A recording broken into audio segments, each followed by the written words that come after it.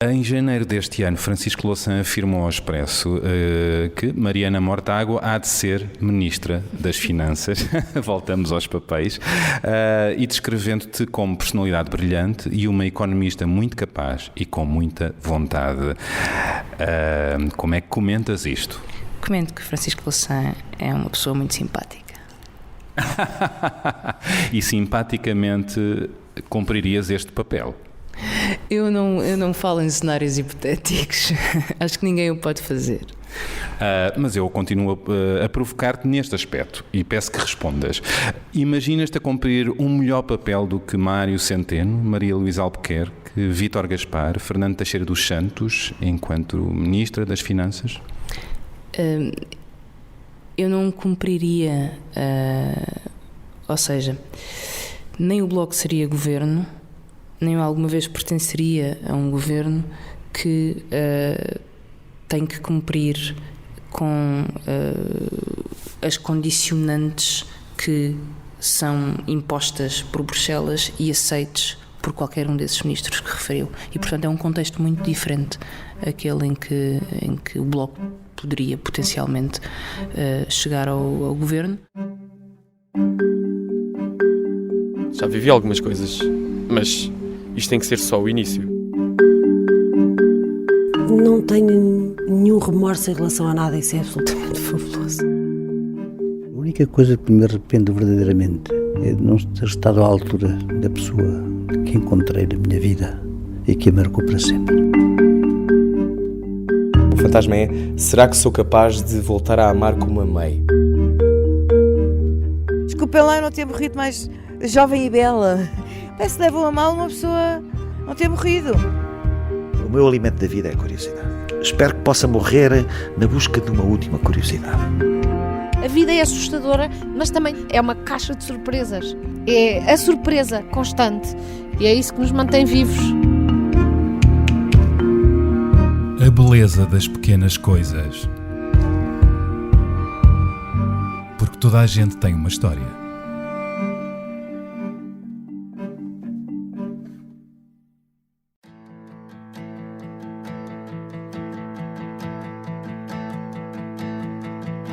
Sou mulher, contra mim o que vier é bem-vindo se trouxer igualdade e desalinho. Sou mulher. Se a minha convidada fosse uma agente secreta, seria a mais temível quando atira a matar, alguém afirmou, e atinge os poderosos, acrescento eu. Ela consegue manter-se serena enquanto esmaga o adversário com a dureza das suas afirmações, com a consistência dos seus argumentos, bem fundamentados, bem esgrimidos, bem preparados. É rápida nas respostas, determinada nas suas convicções e contundente nas críticas que faz ao governo e à oposição. Nos últimos 4 anos, a deputada Mariana Mortágua tornou-se uma das figuras políticas portuguesas mais relevantes, que deu logo nas vistas na comissão de inquérito ao BES ao encostar à parede o banqueiro e dono disto tudo, Ricardo Salgado, e o gestor de telecomunicações e menino querido dos prémios de inovação, Zeinal Balva, expondo a todos os portugueses as suas fragilidades de gestão e de argumentação. Depois deu a cara para um novo imposto sobre o imobiliário, o imposto Mortágua, e há poucas semanas deu uma espécie de puxão de orelhas ao nosso primeiro-ministro António Costa, acusando o governo de deslealdade e de rasgar o compromisso com o Bloco de Esquerda por ter chumbado uma proposta que previa uma taxa extraordinária para as empresas de energias renováveis.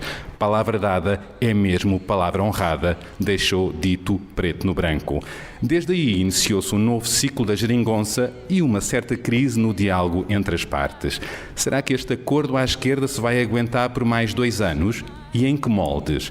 Mariana Mortágua é economista e chegou ao Parlamento pelas mãos de Francisco Louçã para substituir Ana Drago, interrompendo o doutoramento que fazia em Londres numa universidade de esquerda, está claro, mas o meio académico, a par da política, continua a ser a sua praia e a sua ambição.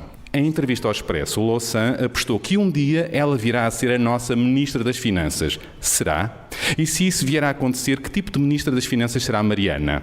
O que é certo é que em Portugal ela é um dos melhores exemplos de mulheres políticas combativas, comprometidas com a causa pública, num terreno que foi durante anos exclusivo dos homens. O machismo ainda veste boa parte dos nossos políticos. Uma mulher que se faz ouvir no meio de tantas vozes grossas no Parlamento é ainda considerada uma histérica?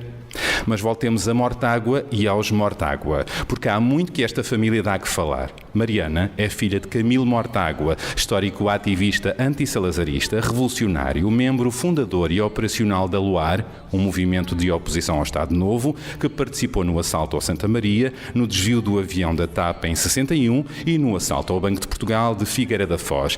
Além disso, é irmã gêmea da também dirigente e deputada do Bloco de Esquerda, Joana Mortágua. A consciência social e o lado combativo está-lhes no sangue, portanto. Feminista e defensora dos direitos LGBTI, considera que ainda há muito caminho para fazer no que toca à homofobia, transfobia, bifobia. Um trabalho de visibilidade e de mudança de mentalidades que leva muito tempo. Pouco se sabe sobre a sua vida pessoal, mas sabe-se que cervejas, amigos e motas são alguns dos prazeres desta alentejana do Alvito, que se assume workaholic e intolerante com os seus próprios erros. Ela sorri. Além de tudo isso, Mariana é considerada por muitos como uma tipa porreira, acessível, que despe a capa de durona nos corredores da Assembleia e é bem capaz de se sentar na escada junto a um jornalista a comer bolachas enquanto lhe explica generosamente de forma informal algumas questões económicas mais complexas. É numa sala da Assembleia da República onde arranca agora esta conversa. Olá, Mariana. Olá. Tu reveste nesta imagem da tipa porreira informal fora das atividades parlamentares? Bom, tipo a porreira, isso vou deixar para quem me conhece, acho que depende muito do humor e do cansaço. Quanto à informalidade, sim, é um traço que tento manter, não só fora das atividades parlamentares, mas também muitas vezes dentro do Parlamento, o que não quer dizer que não levo o trabalho muito a sério, só acho que falsos formalismos criam muitas vezes uma distância relativamente ao objeto, ou muitas vezes à causa que estamos a tratar, ao assunto, às pessoas com quem tratamos, que são desnecessários. Foi um traço que me apontaram sobre ti, colegas meus que costumam lidar contigo, portanto não te levas muito a sério, embora levando os teus assuntos a sério. Sim, levo os meus assuntos muito a sério, mas tento não me levar demasiado a sério. É um segredo para manter a sanidade mental e para combater a frustração. E nesta casa, há muito disso ou não? As pessoas levam-se muito a sério, os políticos. Há uns que se levam mais a sério, há outros que se levam menos a sério. Eu acho que na vida não nos podemos nunca levar demasiado a sério. Porquê? Porque isso pode redundar e acabar num fim ou em alguém que é totalmente autocentrado e demasiado preocupado com a sua própria prestação, ou o que disse, ou o que fez, e quando nós estamos ou desempenhamos um papel que nos torna tão expostos publicamente o tempo todo, se nos levamos muito a sério e quando tudo o que nós dizemos e fazemos é escrutinado, isso pode redundar em um permanente sofrimento. E, portanto, tentar levar as coisas, sabendo que os assuntos que tratamos são muito sérios, mas também colocar as coisas onde elas estão e no lugar que elas devem ter na nossa vida e na vida do país. Ter a cabeça arrumada. Sim, ter a cabeça arrumada. Acho que essa é uma boa expressão. Demoraste tempo. Cabeça fria. Cabeça fria? Cabeça arrumada e cabeça fria. Cabeça fria. Tu tens a cabeça fria? Tento ter. Tens outros lados, falando agora, não sei se de frieza, mas de dureza e contundência no discurso, como eu disse, quando confrontas políticos poderosos, demoraste muito a chegar a essa forma de comunicar, de fazer política? Não, eu acho que essa forma de comunicar e de fazer política é exatamente pelo facto de eu não estar na política há muito tempo e não ao contrário, ou seja... Verdade, como? Porque não acho que seja uma forma que eu tenha aprendido no Parlamento, ou seja, deixa-me não confundir política com atividade parlamentar, porque eu não acho que sejam as mesmas coisas. O que eu acho é que a forma mais eficaz de comunicar com as pessoas é explicar as coisas como nós as pensamos e como nós as percebemos, e evitar, tanto quanto possível, floreados e linguagem que às vezes é muito redonda e muito típica do Parlamento. E isso tem sido muito eficaz na tua forma de fazer política. Não aprendeste isso com ninguém? Eu acho que nunca foi um ato consciente. Há quem diga não. Reza a história que o meu pai era um grande comunicador, mas não acho que seja necessariamente que seja o mesmo estilo ou que seja por imitação. Mas passou-te alguma coisa? Sim, podemos pensar que sim. Não lhe sei, não tenho o documento, não sei, a senhora tem e por isso pode perfeitamente verificar, mas o que está no tableau de bord é verdade. E porquê? E porquê? Porque é que havia 80% ou 90% investido no GES? Porque nessa altura, se reparar, ou seja, porquê, não entendo, porquê que estava 80% ou 90% no GES? Eu primeiro não lhe consigo confirmar se é 80% ou 90%, não tenho essa informação. Desculpa? É por aí, 80% ou 90%. Responda às perguntas soltadas, Mariana Monteiro. Certo. É a sua interlocutora neste momento. Eu sou sempre. Desculpe? Não disse nada. Não, é onde estava investido. É um bocadinho amadorismo para quem ganhou tantos prémios de melhor CEO do ano, melhor CEO da Europa e arredores, não é? Ficaram para a história frases, isto agora no processo do BES, frases como aquela que disseste a Zana Albalva, no processo que quando ele investiu determinadas quantias no GES, a frase era: é um bocado amadorismo para quem recebeu prémios para melhor CEO do ano e melhor CEO da Europa e arredores. Tu tinhas isso na manga? Eu acho que era aquilo que as pessoas estavam a pensar. Nós tínhamos à nossa frente um homem que tinha sido eleito o melhor gestor várias vezes, era um intocável. Já tinha vindo à Assembleia da República noutras comissões de inquérito, nomeadamente no PTTVI, com uma arrogância de quem tinha o rei na barriga e de quem era capaz de vender todo o peixe e mais algum que pedisse emprestado. E portanto, ver essa figura de repente titubeante, parecia muito mal preparado, culpada, incapaz de responder a questões que eram muito óbvias. É lógico que não é amadorismo, é lógico que aquilo foi feito, pensado e decidido, e há um propósito por trás de tudo aquilo. Eu não acho que nada que tenha acontecido no BES é por amadorismo. Tudo aquilo foi calculado e teve um fim porque sim, mas não é por incompetência. É porquê? É porque era um castelo de cartas tão grande que às tantas bastava um pequeno sopro para cair por aí abaixo.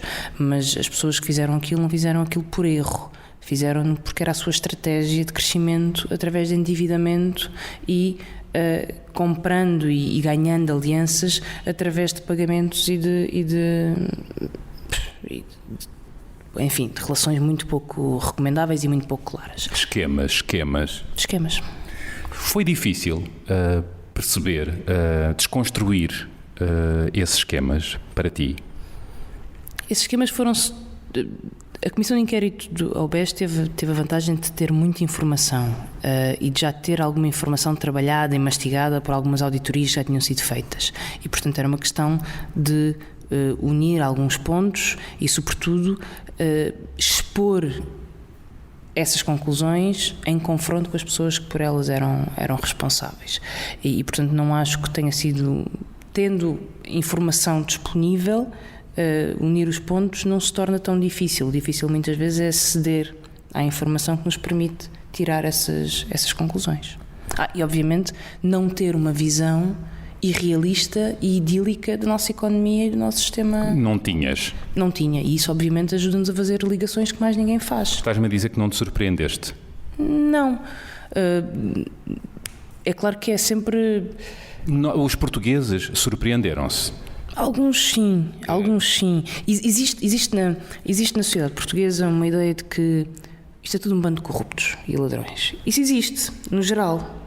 Mas depois, exceto os políticos, que são sempre os corruptos e ladrões em geral, e muitas vezes injustamente, alguns serão mais sérios que outros certamente estão a fazer trabalho público e têm que ser reconhecidos por isso, mas muitas vezes, embora exista esta ideia que é uma economia corrupta, depois ninguém é capaz de olhar para os grandes gestores e para as grandes empresas com espírito crítico. Não quer dizer que seja necessariamente corrupção, pode ser uma má gestão, uma gestão que não vai de acordo com os interesses do país, mas depois a tradução desta ideia da economia corrupta para a prática é difícil de acontecer. Sra. Deputada Mariana Mortágua, faz favor. Muito obrigada, Sr. Presidente. Rapidamente, não deixa de ser bastante curioso que o dono disto tudo nos tenha aparecido aqui hoje como uma vítima disto tudo.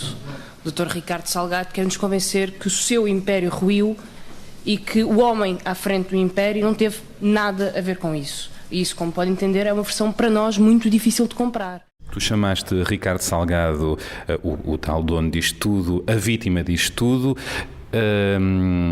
Acabámos de falar de Zeinal Balva. Isto é má gestão ou é corrupção mesmo? Gostei da respiração. Má gestão implica eu não sei o que quer dizer má gestão. É muito difícil perceber o que quer dizer má gestão, porque do ponto de vista de quem quer lucros para si próprio e quer fazer valer o seu interesse, é possível dizer que houve ali atos que para as suas empresas e para os seus interesses e para o seu banco e para o seu grupo foram de boa gestão. O problema é que atos que são racionais para uma empresa ou para um grupo podem prejudicar toda a gente à sua volta. Todo um sistema. Todo o sistema. E, portanto, pervertendo-o, não é? Pervertendo tudo. Mas houve ali várias coisas. Houve ali atos de má gestão, houve atos de gestão danosa, houve crimes, houve fraude e depois, além disto, houve coisas perfeitamente legais que até eram racionais fazer, mas simplesmente para o resto do mundo... Moralmente condenáveis. Moralmente e com resultados muito, muito tristes para toda a gente depois. Estavas à espera do impacto mediático que as tuas intervenções tiveram? Não, acho que ninguém nunca está à espera do que é que pode ter mais ou pode ter menos impacto mediático. Mas estavas a confrontar os poderosos. Claro, aquela comissão teve um nível de atenção e de mediatismo que, ou seja, fosse por isso uma intervenção semelhante ou com uma características semelhantes, mas num contexto em que não estava toda a gente a assistir, como se uma novela fosse, e com tanta atenção mediática, seria diferente. E tu foste uma das protagonistas desta novela. A boa. Isto agora pegando os maus e os bons das novelas. Eu não gosto muito dos maus e bons. E não há nesta história isso? Ou há? Cada um tem o seu papel. Não há maus e bons, as pessoas são mais complexas, a realidade é mais complexa. Claro que sim. Não é? E portanto, eu não acho que as pessoas façam as coisas por maldade ou por bondade. As pessoas fazem as coisas de acordo com os seus interesses e de acordo com o seu quadro de valores, as motivações. As motivações, a sua ideologia. Há muitas coisas que contam. Mas o erro de hoje é inédito nos 2 anos deste acordo e queremos registá-lo, porque este erro marca o fecho deste processo orçamental. O Governo não honrou a palavra dada. Recentemente acusaste António Costa de deslealdade e acusaste o Executivo de rasgar o compromisso com o Bloco de Esquerda.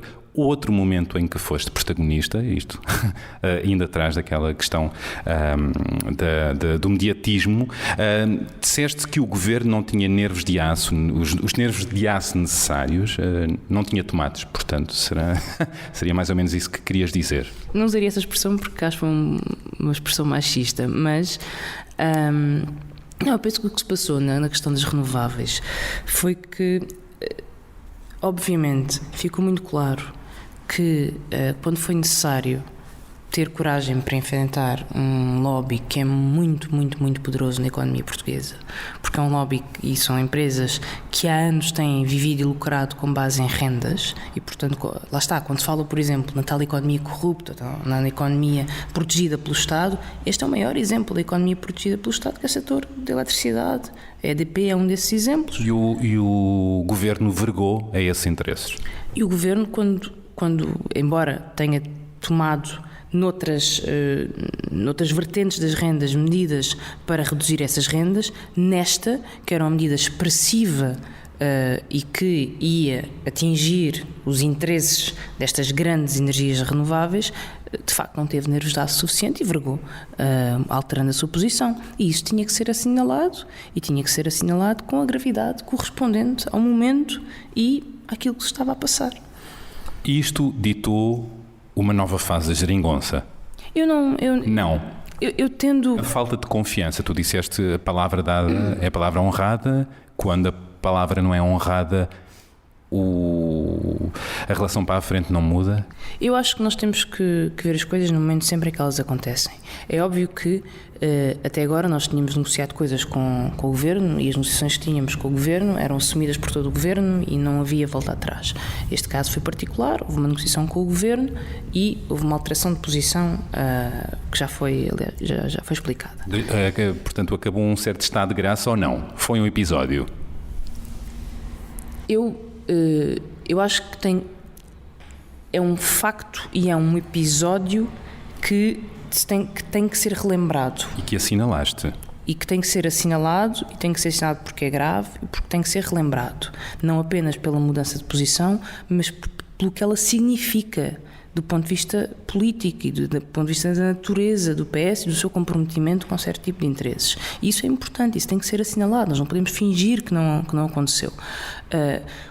O que eu acho é que não podemos estar sempre a tentar fazer de uma parte o todo. Ou seja, estar sempre a tentar encontrar consequências absolutistas ou catastróficas de episódios que têm o seu espaço, a sua importância política e que são assinalados no seu momento. Por exemplo, ainda agora acabamos de chegar a um acordo com o Governo para um novo regime de contribuições de segurança social para os recibos verdes. É um passo importantíssimo para quem trabalha a recibo verde e até agora estava completamente desprotegido e pagando sozinho a sua segurança social e, portanto, estamos a falar numa reforma estrutural e muito importante nas contribuições dos recibos verdes e onde foi possível fazer essa negociação com o Governo.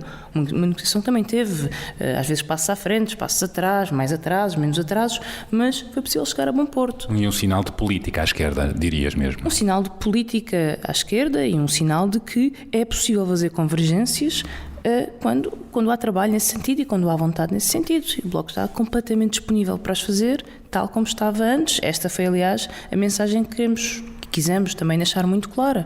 Nós temos compromissos assumidos com o país e com o Governo e vamos mantê-los. E, portanto, assumimos essa responsabilidade pela estabilidade do trabalho que estamos a fazer. Nestes 2 anos. Nestes mais 2 anos, não é? Nestes mais 2 anos. Ou seja, a legislatura tem um acordo que enquadra e nós damos a cara por esse acordo.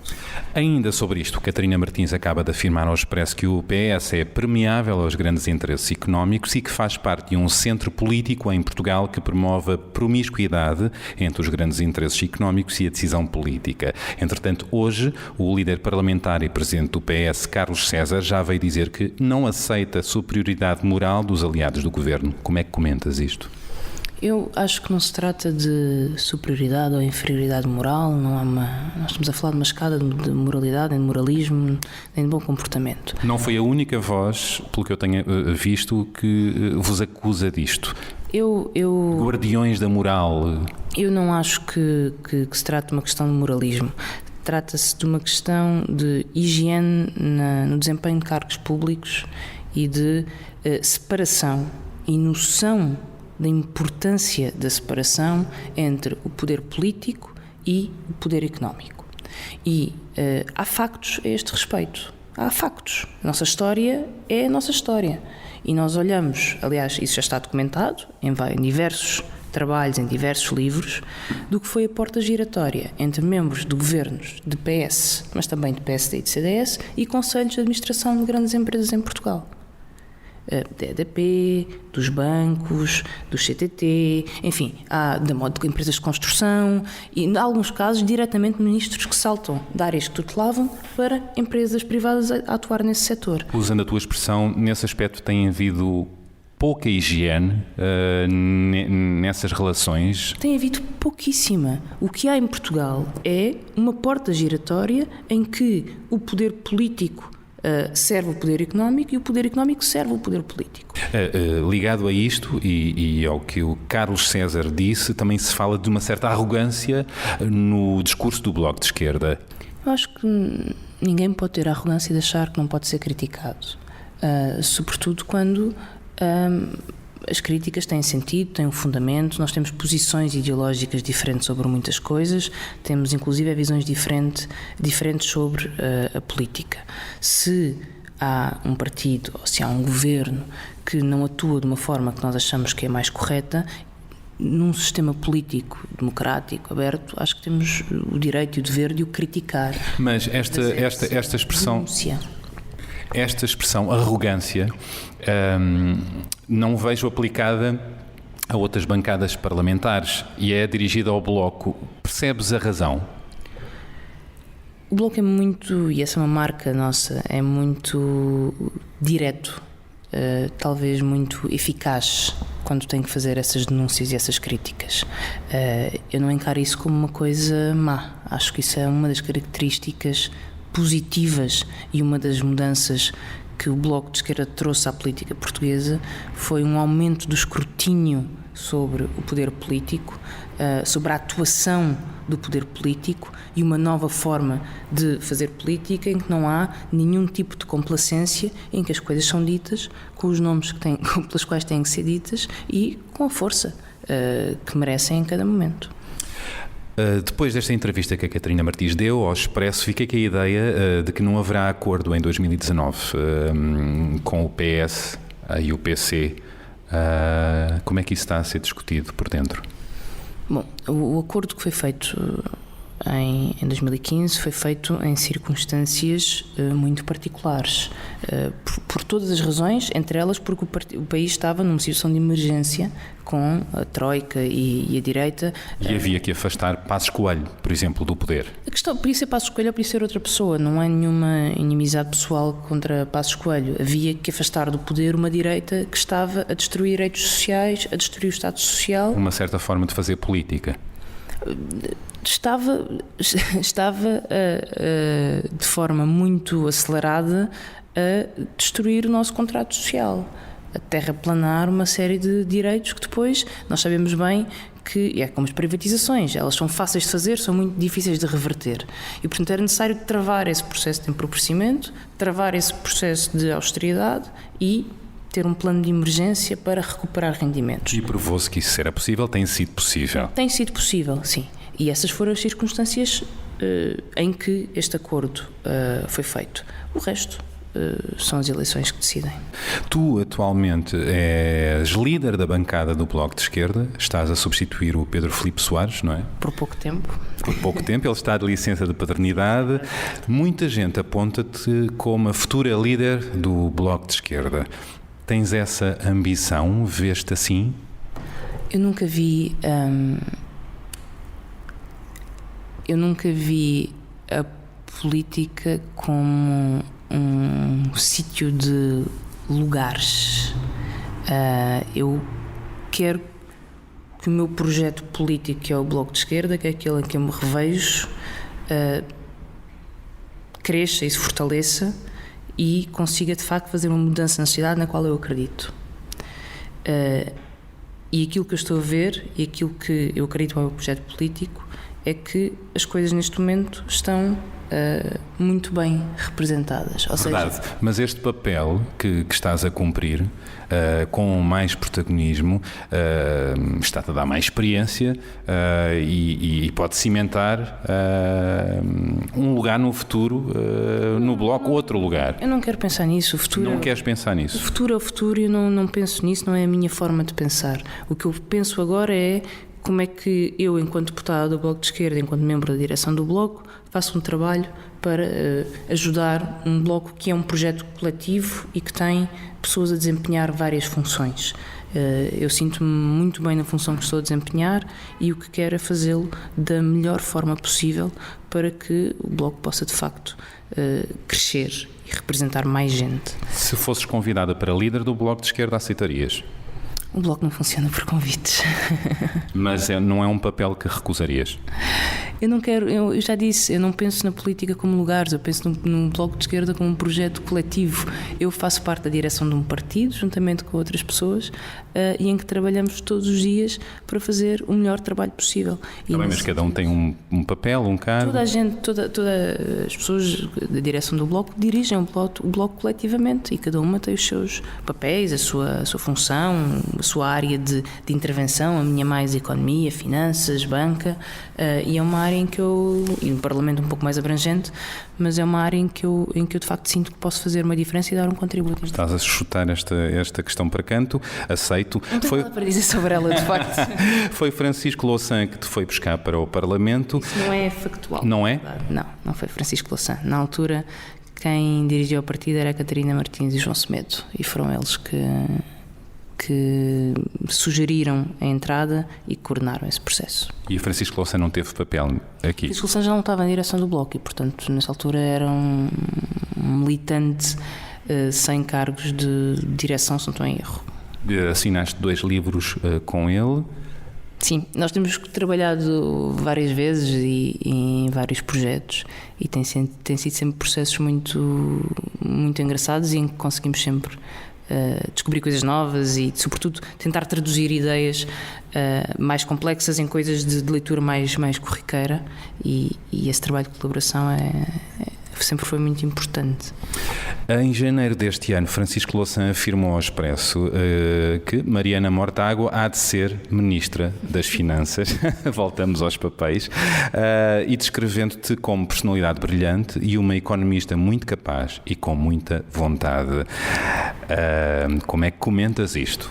Comento que Francisco Louçã é uma pessoa muito simpática. E simpaticamente cumpririas este papel? Eu não falo em cenários hipotéticos. Acho que ninguém o pode fazer. Mas eu continuo a provocar-te neste aspecto e peço que respondas. Imaginas-te a cumprir um melhor papel do que Mário Centeno, Maria Luísa Albuquerque, Vítor Gaspar, Fernando Teixeira dos Santos, enquanto Ministra das Finanças? Eu não cumpriria, ou seja, nem o Bloco seria governo, nem eu alguma vez pertenceria a um governo que tem que cumprir com as condicionantes que são impostas por Bruxelas e aceites por qualquer um desses ministros que referiu. E, portanto, é um contexto muito diferente aquele em que o Bloco poderia potencialmente chegar ao governo, porque são ideias políticas também diferentes sobre a condução do país. Radicalmente diferentes? Eu não sei se são radicalmente diferentes. Uma coisa é certa, há uma razão para o Bloco de Esquerda não estar no governo, e essa razão é porque nós não entendemos que se deva governar permanentemente condicionados por regras de déficit e de execução orçamental que nós achamos são contrárias aos interesses do país. E isso porque isso é governar com políticas de outros, com decisões feitas por outros, que não nós e que não democraticamente escolhidas. E essa é uma posição política que o Bloco tem, tal como tem a posição da reestruturação da dívida, que nós achamos que são medidas importantes para conseguir fazer o país crescer e desenvolver os seus serviços públicos, o seu sistema produtivo. E, portanto, é nesse quadro de ideias que o Bloco tem o seu programa político. E o programa político é aquilo que enquadra um governo. Não são lugares, não são pessoas, são programas políticos, são ideias. Isso leva-nos à questão que já colocaste, à hipótese do Bloco chegar ao poder, chegar a ser governo. O Bloco está a trabalhar para chegar ao governo em 2019? O Bloco está a trabalhar para, por um lado, cumprir aquilo a que se comprometeu nas últimas eleições e, portanto, parar empobrecimento, devolver direitos, dar passos importantes em novos direitos, proteger a economia, proteger as pessoas, combater a pobreza. São promessas que nós fizemos e que queremos cumprir e queremos usar este momento político, a nossa capacidade com os nossos 10%. Um bom resultado. Os nossos 10%. Gostei da forma como frisaste. Mas, se houver votos para isso, estão preparados para assumir o governo? Penso que houve uma coisa que o Bloco mostrou ao longo destes 2 anos e que mais ninguém terá dúvidas. Havia muitas vezes aquela ideia de que o Bloco é um partido só da oposição. O Bloco não sabe fazer proposta, não sabe governar. E então? Quem olha para estes 2 anos e vê o regime contributivo dos recibos verdes, e vê o ataque que foi feito às rendas das energias, e vê o reforço das medidas sociais e de apoios sociais, e vê o reforço e a reforma que foi feita para descer os impostos sobre o trabalho e para criar medidas de justiça fiscal, e percebe e vê também que o Bloco teve um papel muito importante na elaboração de cada uma dessas medidas, percebe que o Bloco, e está provado, tem a capacidade técnica e a capacidade política para fazer valer o seu programa e para participar em medidas que são muito importantes para o país. E, portanto, aquilo que determinará a ida ou não do Bloco de Esquerda para o Governo não é a sua capacidade, porque essa eu acho que está mais do que demonstrada que existe, é a vontade eleitoral que as pessoas conferem e a confiança que conferem ao Bloco de Esquerda para as representar. Então recusas as vozes que dizem que o Bloco de Esquerda tem no seu ADN ser um contrapoder e que será estranho passar a poder, perde o seu papel. Recusas isso? Houve muitas medidas tomadas nestes 2 anos que foram negociadas, não executadas, porque o Bloco não está no Governo, mas desenhadas, negociadas, discutidas pelo Bloco de Esquerda nas mais diferentes áreas. E, portanto, eu penso que está hoje muito provado que essa capacidade existe e que é bem executada e que é bem com bons resultados. E insisto, em 2019 o Bloco vai lutar para ser governo? Claro, qualquer partido que vá a eleições quer ter votos para ter uma expressão política que lhe permita executar as suas políticas e as suas ideias, e por isso, obviamente, o Bloco, quando se candidata a eleições, candidata-se para ter uma maioria que lhe permita governar. Estariam preparados para, então, enquanto governo, responderem a reivindicações salariais? Eu não posso aqui antever todas as questões que seriam colocadas a um governo do Bloco de Esquerda, a uma maioria de esquerda. Ainda assim, uma coisa é certa: há alterações na legislação laboral que hoje são urgentíssimas e que algumas delas com as quais o Partido Socialista se comprometeu eleitoralmente, apesar de ainda não ter levado avante, alterações laborais feitas no período da Troika, que são hoje um dos grandes entraves ao aumento salarial e ao aumento das condições do trabalho, e que seriam certamente uma prioridade para qualquer força de esquerda. O Ministro das Finanças, Mário Centeno, está no Eurogrupo como Presidente. Isso vai dificultar a relação do Bloco de Esquerda com o Governo? Ou seja, porque ele passa a ser um rosto de políticas europeias que o Bloco de Esquerda contesta. Eu percebo a pergunta. Eu estou a falar também para quem nos ouve. Claro, eu compreendo a pergunta e acho que há 2 dimensões. A primeira é a dimensão política, que é sempre aquela política em Portugal. E essa é sempre a determinante. Ou seja, e aqui não haverá grandes diferenças. As divergências que nós temos com Mário Centeno e com o Governo e com o Ministério das Finanças ao nível da sua política de execução orçamental e de condução das finanças públicas, continuaremos a ter no futuro. Mário Centeno já cumpre as imposições de Bruxelas, é o intérprete dessas mesmas imposições. Verdade, mas pode, enquanto Presidente do Eurogrupo, esticar mais a corda por aí, tentando dar o exemplo nas suas políticas de austeridade? Poderá isso acontecer? Eu, nesse ponto, em termos de políticas orçamentais em Portugal, eu entendo que se Mário Centeno não fosse um cumpridor das políticas e das determinações orçamentais de Bruxelas, não chegaria a Presidente do Eurogrupo. E, portanto, penso que aí a nossa divergência já era conhecida no início do acordo, ela mantém-se, ela tem sido, aliás, alvo de disputas e de um confronto muito frontal e muito honesto e muito aberto. Nós não concordamos nem com as metas do déficit, nem com a execução orçamental. Portanto, tu, se fosses Ministra das Finanças e fosses convidada para Presidente do Eurogrupo, recusavas? Há tantos x nessa questão que a minha resposta teria tantos x que eu não vou correr o risco de Mas não é um não redondo? Quanto à minha pergunta... Eu não reconheço sequer validade na instituição do Eurogrupo, porque ela não é uma instituição formal.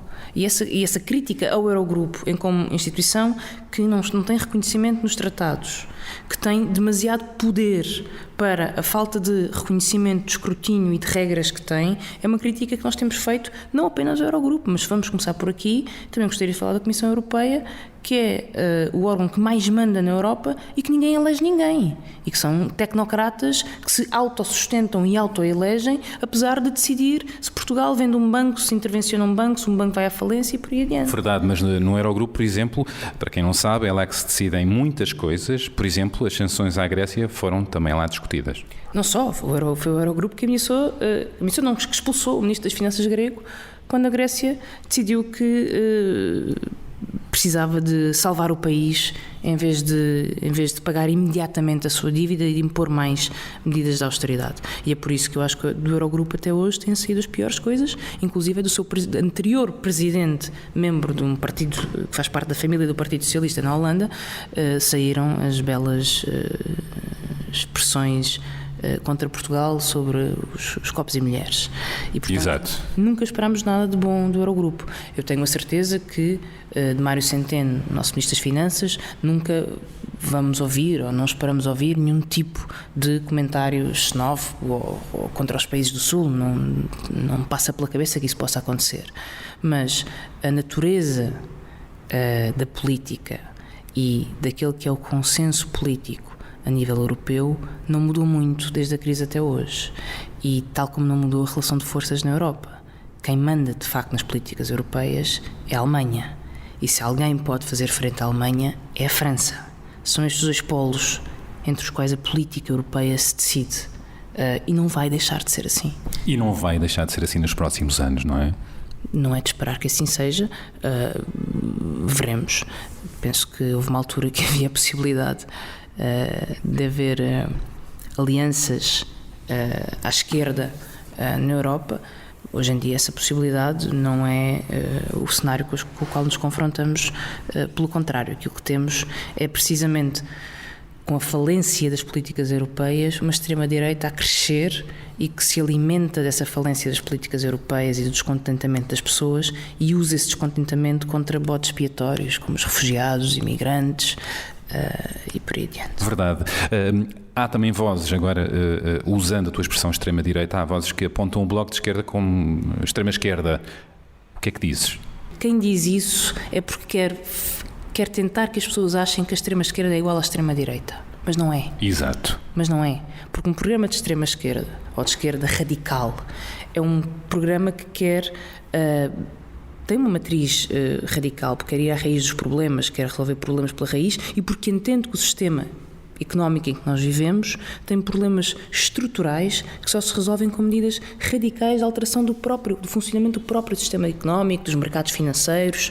Mas a mesma forma que nos leva a defender radicalmente justiça fiscal ou a ser radicais nas medidas que entendemos, por exemplo, para o funcionamento da banca, é exatamente a mesma fórmula que diz que somos radicais na nossa solidariedade internacional e que somos radicais a defender que os imigrantes todos têm que ter passagem livre e direitos. E, portanto, a radicalidade só por si... Está por aí. Sim, claro. Nós podemos defender eu posso ser uma radical defensora de um direito humano, de direitos humanos. Sim, sou radical, defendo radicalmente direitos humanos. E isso não me torna igual a alguém que defende radicalmente ataques a direitos humanos. E, portanto, eu deixar-me de grandes adjetivos ou qualificações, acho que são as práticas que importam e são as ideias que importam. Neste momento discute-se o outro escândalo, o caso da Associação Raríssimas, que apoia pessoas com doenças raras e que, de acordo com uma investigação da TVI, a presidente da dita instituição, Paula Brito e Cunha, usou dinheiro da instituição para benefício próprio, e são largos milhares que estão em jogo. O caso já fez cair a presidente da instituição e o secretário de Estado da Saúde, Manuel Delgado. Como é que comentas este caso? Como é que o vês? Este caso tem muitas facetas, tem muitos ângulos possíveis, e eu acho que nós não podemos correr o risco e a direita está a tentar fazer isto, de transformar isto num caso único, como se fosse uma maçã podre que nós tiramos do cesto e o cesto está perfeitamente imaculado. Portanto, usando a expressão raríssimo, este caso é frequentíssimo. Se é frequentíssimo, eu não sei se é. Que ele existe. E eu aqui quero começar por fazer uma declaração prévia. Ou seja, eu acho que o papel do setor das IPSS... Que é o caso das raríssimas. Que é o caso das raríssimas, ou das ONGs, ou das cooperativas, é importantíssimo. O terceiro setor.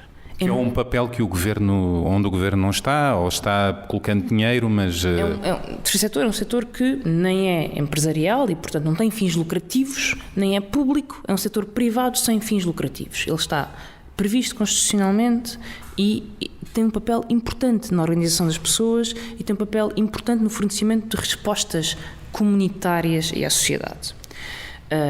E, portanto, eu sou favorável apoio e defendo o setor, obviamente, porque formas de não lucrativas de organização da sociedade. Portanto, apoias as IPSS, mas o que está aqui em causa é o bom e o mau uso dos dinheiros públicos e o escrutínio dos dinheiros investidos nas IPSS. Há duas coisas aqui em causa. A primeira é que uma coisa é as IPSS e estas organizações terem um papel na sociedade. Outra coisa é elas serem chamadas para substituir a segurança social em tarefas que deve ser a segurança social a manter. E digo isto, por exemplo, no caso das creches e dos lares de idosos. Acontece muito isto. Em vez de ser o Estado a fornecer estes serviços, são IPSS que fornecem esses serviços, que celebram contratos de programa com o Estado, recebem à cabeça, digamos assim, ou seja, por cada utente que têm, recebem um X fixo pelo Estado e depois cobram aos utentes uma outra parte. E o Estado é que devia ter esse papel, na tua opinião?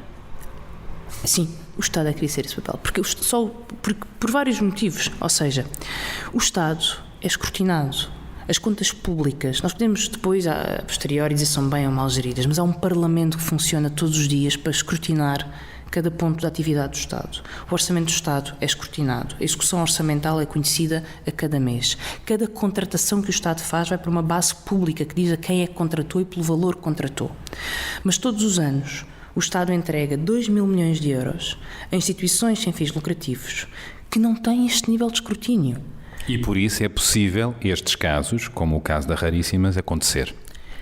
Dada a falta de fiscalização e dada a falta de transparência, é muito propício a que isto aconteça. E tanto é que nos últimos 3 anos houve algumas fiscalizações e dessas fiscalizações saíram centenas de atos contraordenacionais e alguns ilícitos criminais.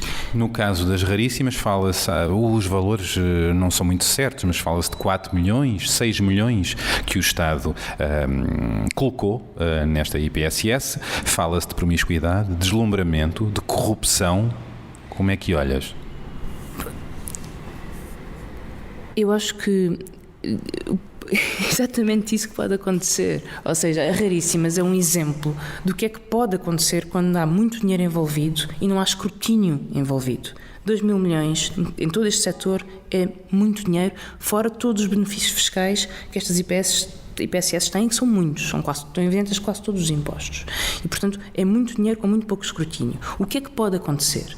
Eu não estou a dizer que é isto que acontece com todas, estou a dizer que é isto que acontece com algumas, como é o caso das Raríssimas. É que é tanto poder concentrado e como funciona sob uma forma de associação fechada, com cotas dos seus membros que elegem a sua direção, criam elites e redes clientelares prepotentes que se mantêm no poder ao longo de anos, afastando todas as pessoas que se tentam aproximar, muitas vezes beneficiando até de falta de interesse ou de pessoas que só vão à Assembleia Geral de ano a ano validar as contas, mas não acompanham a execução diária, e vão-se mantendo no poder e usando esse dinheiro e esse poder. Quase oligarquias, não é? São quase pequenas, redes de poder e muitas vezes para proveito próprio, mas muitas vezes até pode não ser para proveito próprio.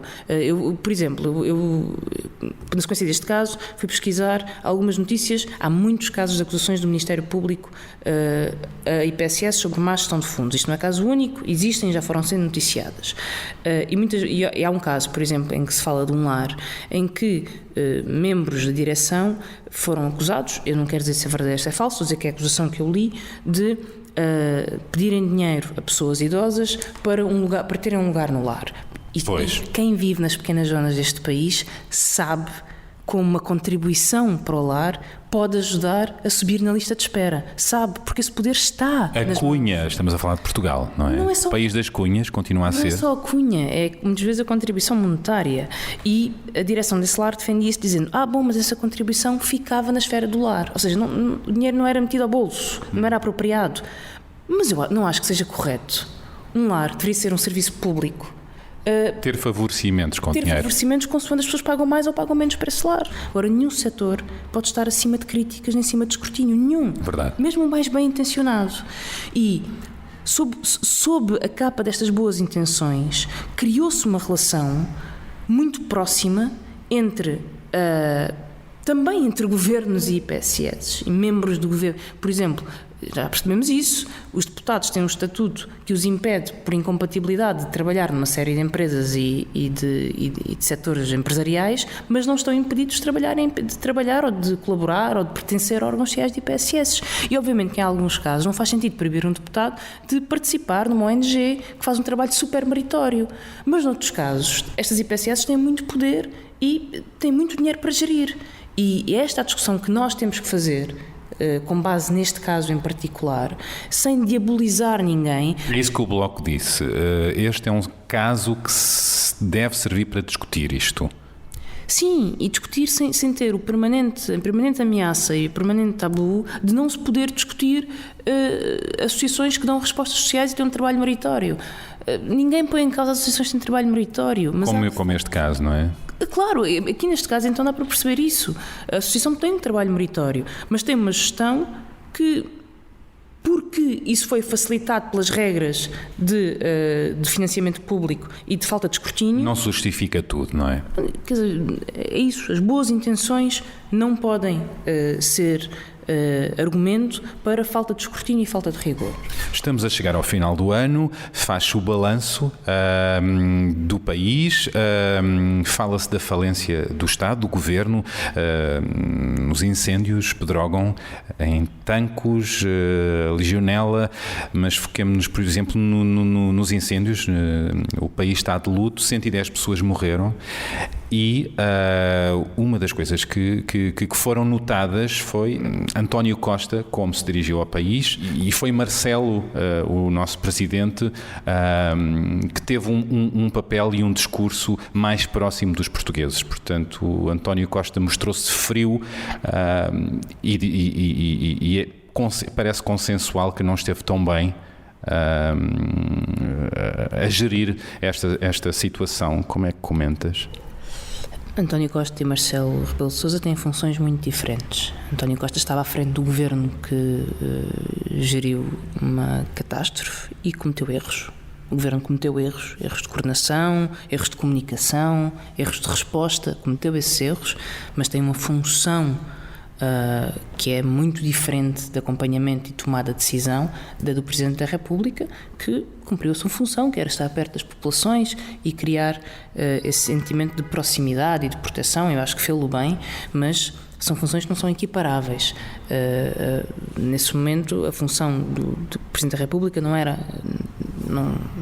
a função do Primeiro-Ministro, que tinha essa e mais várias para gerir. Mas o papel do nosso Presidente parece que cresceu ainda mais nessa altura, porque foi ocupar um vazio de comunicação para com os portugueses e, aliás, até ficou uma nota de crítica dele para o Governo. O Presidente fez aquilo que lhe competia, obviamente de acordo com a sua forma de fazer as coisas, o seu jeito, e penso que fez bem, fez aquilo que era necessário fazer naquele momento.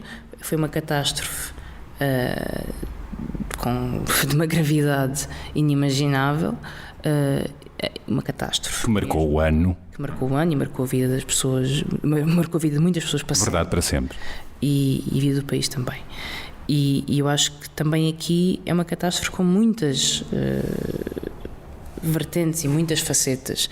Há uma parte aqui que é uma catástrofe natural, há uma parte que tem a ver com falta de prevenção e política florestal, a política agrícola e como se permitiu que o país deixasse estas áreas desprotegidas, desordenadas, com eucalipto sem controlo. A outra parte tem a ver com a organização da administração interna, da proteção civil. A outra parte tem a ver com as cadeias de comando. Há uma outra parte que tem a ver diretamente com as decisões tomadas pela então Ministra da Administração Interna e pelo próprio Governo. Mas isto aconteceu não só uma vez este ano e, portanto, mostrou-se com esta tragédia que teve mais do que um episódio que, de facto, continua a não haver resposta. A tragédia é óbvio que foi muito aumentada pelo segundo episódio, que ninguém esperava e, mais uma vez aí, houve também erros, aliás, erros que levaram à admissão da Ministra da Administração Interna. Mas a questão é, nós temos que apurar todas as responsabilidades e já houve um relatório de uma primeira comissão independente e agora foi criada uma outra para avaliar este segundo vaga de incêndios. Mas além das responsabilidades, há também um conjunto de reformas que nós já sabemos que têm que ser feitas e que têm que ser de facto postas em prática. As da floresta são das mais urgentes, e é preciso dar continuação a essas reformas. Dito isto, assumindo que o Governo conduziu mal estes processos e que teve erros de coordenação e de comunicação, como já o disse, eu acho que o argumento da falência do Estado, o Estado falhou. O Estado falhou e assumindo que o Estado falhou nesta questão dos incêndios, ou seja, não estou a menorizar isto, o Estado falhou, foi gravíssimo, houve muitas mortes e o país ficará com este trauma e as pessoas ficarão com este trauma e deve ser tratado com toda a seriedade. Mas existiam falhas que já vinham de trás. Há um acumular de falhas. Verdade. Ninguém pode olhar para uma catástrofe desta dimensão e desta complexidade e apontar um dedo e uma culpa. E quem o fizer não está a ser sério nessa análise. Da mesma forma que quem pega nisto e depois reproduz o Estado falhou, vezes sem conta, a cada coisa que acontece, não está a ser sério, está a tentar encontrar um argumento porque não tem mais nenhum. Neste caso das raríssimas, cá está, o Estado falhou. Agora, cada caso que temos é o Estado que falhou e, portanto, está-se a criar uma narrativa, que é a narrativa que a direita tem neste momento, de ataque ao Governo. A direita esteve perdida durante muito tempo, com muita dificuldade em encontrar uma linha própria política, ainda hoje não a tem, porque não é capaz de defender outra política económica, porque senão teria que assumir a sua própria, e a sua própria é não aumentar as pensões, é não descer os impostos, é não repor salários e não progredir nas carreiras. Estava a usar a palavra falência, a direita também está falida, de certa maneira, não é? A direita, o seu programa político está absolutamente falido. E mesmo o PSD está falido na sua liderança. Bom, mas isso, sim, terá de se reorganizar e será um ciclo que se inicia. Mas, independentemente disso, a direita está sem discurso e está falida do ponto de vista das políticas. O que é que faria diferente? Porque muito do que aqui chegou é a organização também que o governo da direita deixou. E muito do que aqui chegou vem fragilizado por anos de cortes e por anos de desinvestimento. E a teoria e a narrativa do Estado que falha, da falência do Estado, é neste momento a tábua de salvação de direita que se agarra a ela, sempre não tem mais nada que se agarrar e, portanto, vai fazendo esta política de casos para tentar disfarçar o facto de não ter, de facto, uma política alternativa comum e coerente. Tem casos que vão sendo oportunisticamente aproveitados. Estamos a chegar ao final do ano, discutem-se as figuras que marcaram em Portugal e no mundo, assim como os acontecimentos. Eu pergunto-te a ti, quem é a figura do ano em Portugal e no mundo? Bom, Portugal e no mundo são contextos diferentes, há boas e más figuras. As más figuras são, sem discussão, Donald Trump e Temer no Brasil. As boas figuras, eu É muito difícil fazer esse exercício, sobretudo sem pensar nele e sem pensar em tudo o que se passou, e às vezes a memória falha-nos. Mas se este espaço, este exercício puder ser usado de uma outra forma. Este ano morreu o Alípio de Freitas, que foi um homem que lutou contra a ditadura do Brasil, que esteve preso no Brasil e que viveu a vida inteira dedicado ao que achava correto, à política, aos direitos humanos, à liberdade, à democracia. Pai da Luanda Cossetti, dos Couple Coffee, com o Norton Daielo, tem tido um percurso musical muito interessante. Ouçam os Couple Coffee. Precisamente. E independentemente do seu papel este ano na política em Portugal, acho que é importante assinalar a vida e fazer uma homenagem à vida do Alípio, que teve tanta importância na luta contra as ditaduras no Brasil e em Portugal. E no mundo, quem é que queres destacar? Acho que, do ponto de vista político, houve duas pessoas que foram também importantes. O Sanders nos Estados Unidos e o Corbyn no Reino Unido. Foram importantes porque mostraram que dentro dos partidos de centro, o Labour e o Partido Democrata ou Democrático nos Estados Unidos, é possível encontrar de facto alternativas que respondem aos anseios das pessoas e que são as únicas alternativas que podem fazer frente a fenómenos populistas como o Trump ou à extrema-direita, como no caso do Reino Unido. Portanto, Sanders e não Hillary Clinton, sendo mulher. Hillary Clinton representa o sistema que precisamente nos trouxe e criou este descontentamento nas pessoas, portanto não é uma alternativa como se viu nas eleições. Acho tanto Sanders como Corbyn, vindos dentro de partidos que têm governado ao centro e sem nenhuma crítica ao sistema em que vivemos, estão a conseguir criar um grupo de pessoas para, de facto, alterar essas políticas com uma visão muito corajosa, e estão a ganhar uma força que eu espero que tenha frutos e consequências. Alberta Marques Fernandes assinou o livro Mulheres na Política e afirma que nunca como agora as mulheres se destacaram na política portuguesa. Mas eu pergunto, o preconceito, o sexismo, o paternalismo continua? Sim, é claro que continuam. Felizmente há uma vaga, não só em Portugal, mas um bocadinho em diversos pontos do globo. Nos Estados Unidos o movimento feminista tem crescido, tem sido muito forte, tem sido uma oposição muito forte a Donald Trump. No Brasil o movimento feminista tem sido uma oposição muito forte às políticas de Temer. Também pode ser eleita a pior figura do ano a par com o Donald Trump. E portanto... E em Portugal? Em Portugal também. Há um ressurgimento e uma nova vontade, ou seja, as mulheres perceberam que tinham que se organizar e perceberam que essa conversa de que o machismo era uma coisa ultrapassada e que o feminismo já não fazia sentido, isso sim não faz sentido. E, portanto, o feminismo faz sentido? O feminismo continua a fazer sentido. Continua a fazer todo o sentido. E todos os dias temos exemplos da sociedade sexista em que vivemos e machista em que vivemos, que vão do mais material e básico, como as mulheres continuarem a receber menos que os homens, até à discriminação mais subtil, na forma como as mulheres são menorizadas ou como são referidas muitas vezes como histéricas, por exemplo. Nunca te consideraram isso, histérica? Já. Esganiçada, histérica. Mesmo a ti? A Catarina Martins, a Marisa Matias, sim. Não sei, contigo também? Sim, normalmente depois há também o bolo de as mulheres do bloco ou as meninas do bloco, as raparigas do bloco, enfim, nunca ninguém se lembraria de dizer aquele grupo de homens do Partido Socialista, quer dizer, não faz sentido nenhum, porque na verdade a política é feita por homens e portanto só há necessidade de destacar as mulheres do bloco porque isso não é comum, quando o contrário é muito comum. Portanto, o protagonismo das mulheres na política é uma novidade, de facto, dos últimos anos, não é? É esta expressão. É uma novidade e é um caminho longuíssimo por percorrer, não é? Quer dizer, olhemos para o nosso panorama político. Quantas mulheres são líderes parlamentares ou foram líderes parlamentares? Verdade. Quantas mulheres foram presidentes da Assembleia da República? Houve uma em vários anos. Quantas mulheres foram presidentes da República, primeiros ministros?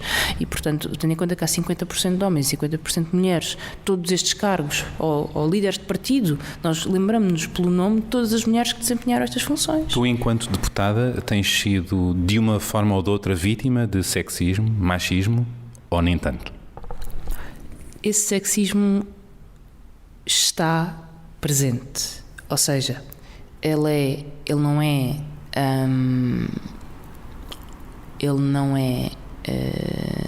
uma coisa óbvia muitas vezes, mas ele está presente quando as pessoas acham que têm opinião sobre a forma como tu te vestes, como te maquilhas, como usas o cabelo. Mesmo as pessoas que estão no teu partido e mais próximas de ti. Isso acontece mais com as mulheres? Claro que acontece mais com as mulheres. Ele está presente quando as próprias mulheres são muito mais julgadas por serem bonitas ou feias, e isso interfere com a forma depois como são percebidas, e essa análise não existe da mesma forma para os homens. Não estou a dizer que não existe, estou a dizer que não existe da mesma forma. Está presente quando tu sentes que não és tratada da mesma forma por ser uma mulher e por ser uma mulher jovem. Portanto, que há uma desvalorização implícita, muitas vezes, ou uma condescendência implícita. Não entras para o grupo, não fazes parte do clube. Ana Drago, que foi deputada, aliás, tu foste ocupar o lugar deixado vago por Ana Drago. Lembro-me que há muitos anos ela foi considerada por algumas vozes detratoras como pespineta. Tu nunca foste considerada pespineta e tens dado muitas razões para isso. Já foi, mas não no contexto parlamentar. Os meus amigos é que às vezes brincam comigo a dizer isso. Não, mas não é pespineta, pode ser outro adjetivo qualquer. O que é que te chamam? Que adjetivos para ti? Hoje em dia há um escrutínio muito maior. Hoje em dia não é fácil, ou seja, a sociedade hoje está a reagir muitas vezes a esses comentários. Eu não sei. Recusando-os. Recusando, sim. Eu não sei em que contexto é que o pespineta foi utilizado no caso da Ana, mas normalmente... Por ser jovem e por estar no Parlamento a discutir assuntos importantes. Foi nesse contexto. Se um homem jovem, preferencialmente vindo de uma Jota, no Parlamento a discutir assuntos e o destino do país de fato e gravata, ninguém questionaria a sua pertença àquele sítio. Lá está o machismo. Machismo, entre outras coisas, mas sim, machismo. E isso é difícil. Muitas vezes as coisas não são óbvias, é como eu dizia, mas há, obviamente, exemplos dessas coisas. Eu nem sempre leio o que escrevem sobre mim, aliás, raramente. Portanto, sim, foges. Fizeste agora assim, mexeste a cabeça para os lados como quem foge da situação. Porquê? Porque magoa? Não. Ou seja, eu leio aquilo que é importante para estar informada, para saber, para acompanhar assuntos. O que é puro ataque, pura vontade de atingir ou de fazer um ataque mais baixo ou de um ataque de caráter, eu isso tento não me envolver muito porque acho que não é uma forma. Tóxico. É tóxico. Em mais de 40 anos de democracia, apenas Maria de Lourdes Pintacilgo foi a única Primeira-Ministra em Portugal. Faz falta uma mulher nesse cargo? Faz falta uma mulher em todos os cargos, ou seja, faz falta nós atingirmos uma situação de normalidade em que a exceção não seja a mulher que desempenha o cargo. Há uma forma de fazer política no feminino? Eu acho que não. Eu rejeito muito isso. Eu rejeito a ideia de que as mulheres são doces, amáveis. Não quis dizer isso. Eu sei, mas é isso normalmente que é identificado como a forma de fazer política no feminino. O que eu acho é que há formas de fazer política mais dentro do sistema, mais que reproduzem fazer política parlamentar e partidária. E há outras que querem quebrar mais e são capazes de abrir mais. Eu queria falar quase de sensibilidades. Há sensibilidades diferentes nos géneros? Não acho isso. Eu acho muito que, bem. obviamente, há características que são historicamente desenvolvidas entre mulheres e homens. É por isso que os homens têm muito mais facilidade em falar em público, em achar que as pessoas querem ouvi-los e em achar que devem ser ouvidos. As mulheres, é muito frequente basta pensarmos na nossa vida, em um contexto, estamos numa reunião ou estamos num coletivo e de amigos não é da mesma forma, mas num coletivo em que as mulheres são chamadas a falar em público, muito frequentemente vamos ouvir as mulheres dizer não quero, não tenho nada para dizer, acham sempre que o que têm para dizer não é importante. Isto com os homens não se aplica. Muitas vezes os homens não têm nada para dizer e falam na mesma. E portanto isto ou seja, não é uma crítica aos homens, isto é uma crítica que historicamente os homens sempre ocuparam o espaço público e as mulheres nunca. E portanto não desenvolveram essas características da mesma forma, e é por isso que eu acho que, por exemplo, as cotas são um instrumento importante. Discute-se também isto agora nas questões de género, muito no mundo, em Portugal também, mas muito na América, por exemplo, o assédio. Muitos casos vieram a lume no meio artístico e no meio político. Trump foi, aliás, acusado disso e chegou a presidente dos Estados Unidos da América. Não é curioso? Isto é sinal de que as coisas estão a mudar também por aí? Sim, eu quero achar que sim. A verdade é que o assédio é das maiores expressões de machismo, que é o homem achar que pode dispor, utilizar, assediar, importunar, e depois é preciso não só dar visibilidade e haver a coragem de as vítimas de assédio não se sentirem culpadas, porque continua a permanecer a ideia de que, ela estava a pedi-las, o que é só por si uma expressão absurda de machismo. E depois também é importante discutir o que é o assédio, onde é que ele começa e onde é que ele acaba. Exato, porque nesta discussão também, por vezes, parece que há excessos. Eu não sei, eu aqui sou muito... se digo que não, é não. E não quero que insistam. Mas se alguém te seduzir, isso não é assédio? Eu acho que qualquer mulher sabe bem a diferença entre os dois, porque não há nenhuma mulher que não tenha sido importunada num bar, numa discoteca, num café, por um homem que insiste. Tu já foste assediada? E qualquer mulher... Muitas vezes? Não há mulher neste país que não tenha ouvido piropos, os chamados piropos, que na verdade são de uma violência verbal atroz e que ninguém quer ouvir. Ninguém quer ouvir e ninguém tem o direito de colocar outra pessoa involuntariamente nessa situação, e não há mulher que não tenha sentido ou experienciado situações de assédio que podem ser mais ou menos violentas, mas que são sempre situações indesejadas e que colocam a pessoa numa posição desconfortável. Como é que tu foste reagindo nessas situações? Todos nós temos toda a gente desenvolve os seus mecanismos. Dá um exemplo de como é que tu reagiste. Isto não é um exemplo, eu não me lembro de um exemplo. Isto acontece na vida. Há um tipo de bêbado que está numa discoteca onde nós estamos e de repente esse tipo de bêbado está a se aproximar e de repente esse tipo de bêbado está a falar connosco e de repente nós dizemos que não, mas ele não ouve, não se vai embora e chateia até ao ponto de ou nos vamos embora, ou chamamos o típico amigo ou amiga para vir salvar, ou os amigos fazem uma roda à volta para nos proteger. Todas estas técnicas eu já utilizei e aposto que utilizaram qualquer mulher que tenha estado em ambientes similares. E, portanto, é uma coisa que é tão banal que as pessoas já têm dificuldade em identificá-la, mas se pararem 2 segundos, elas acontecem em menor ou maior grau a todas as mulheres. Mas está a mudar? Tende a mudar? Ou não? Penso que está a criar hoje mais consciência sobre isso. Mais consciência que de facto não é normal. Ou seja, se é sedução, não é suposto eu sentir-me desconfortável. Verdade. As causas LGBTI são outras das tuas lutas. A nível legislativo há muito caminho feito. O que é que falta fazer? É ao nível das mentalidades da sociedade? Falta fazer muita coisa ao nível das mentalidades. Isso sim, obviamente que falta.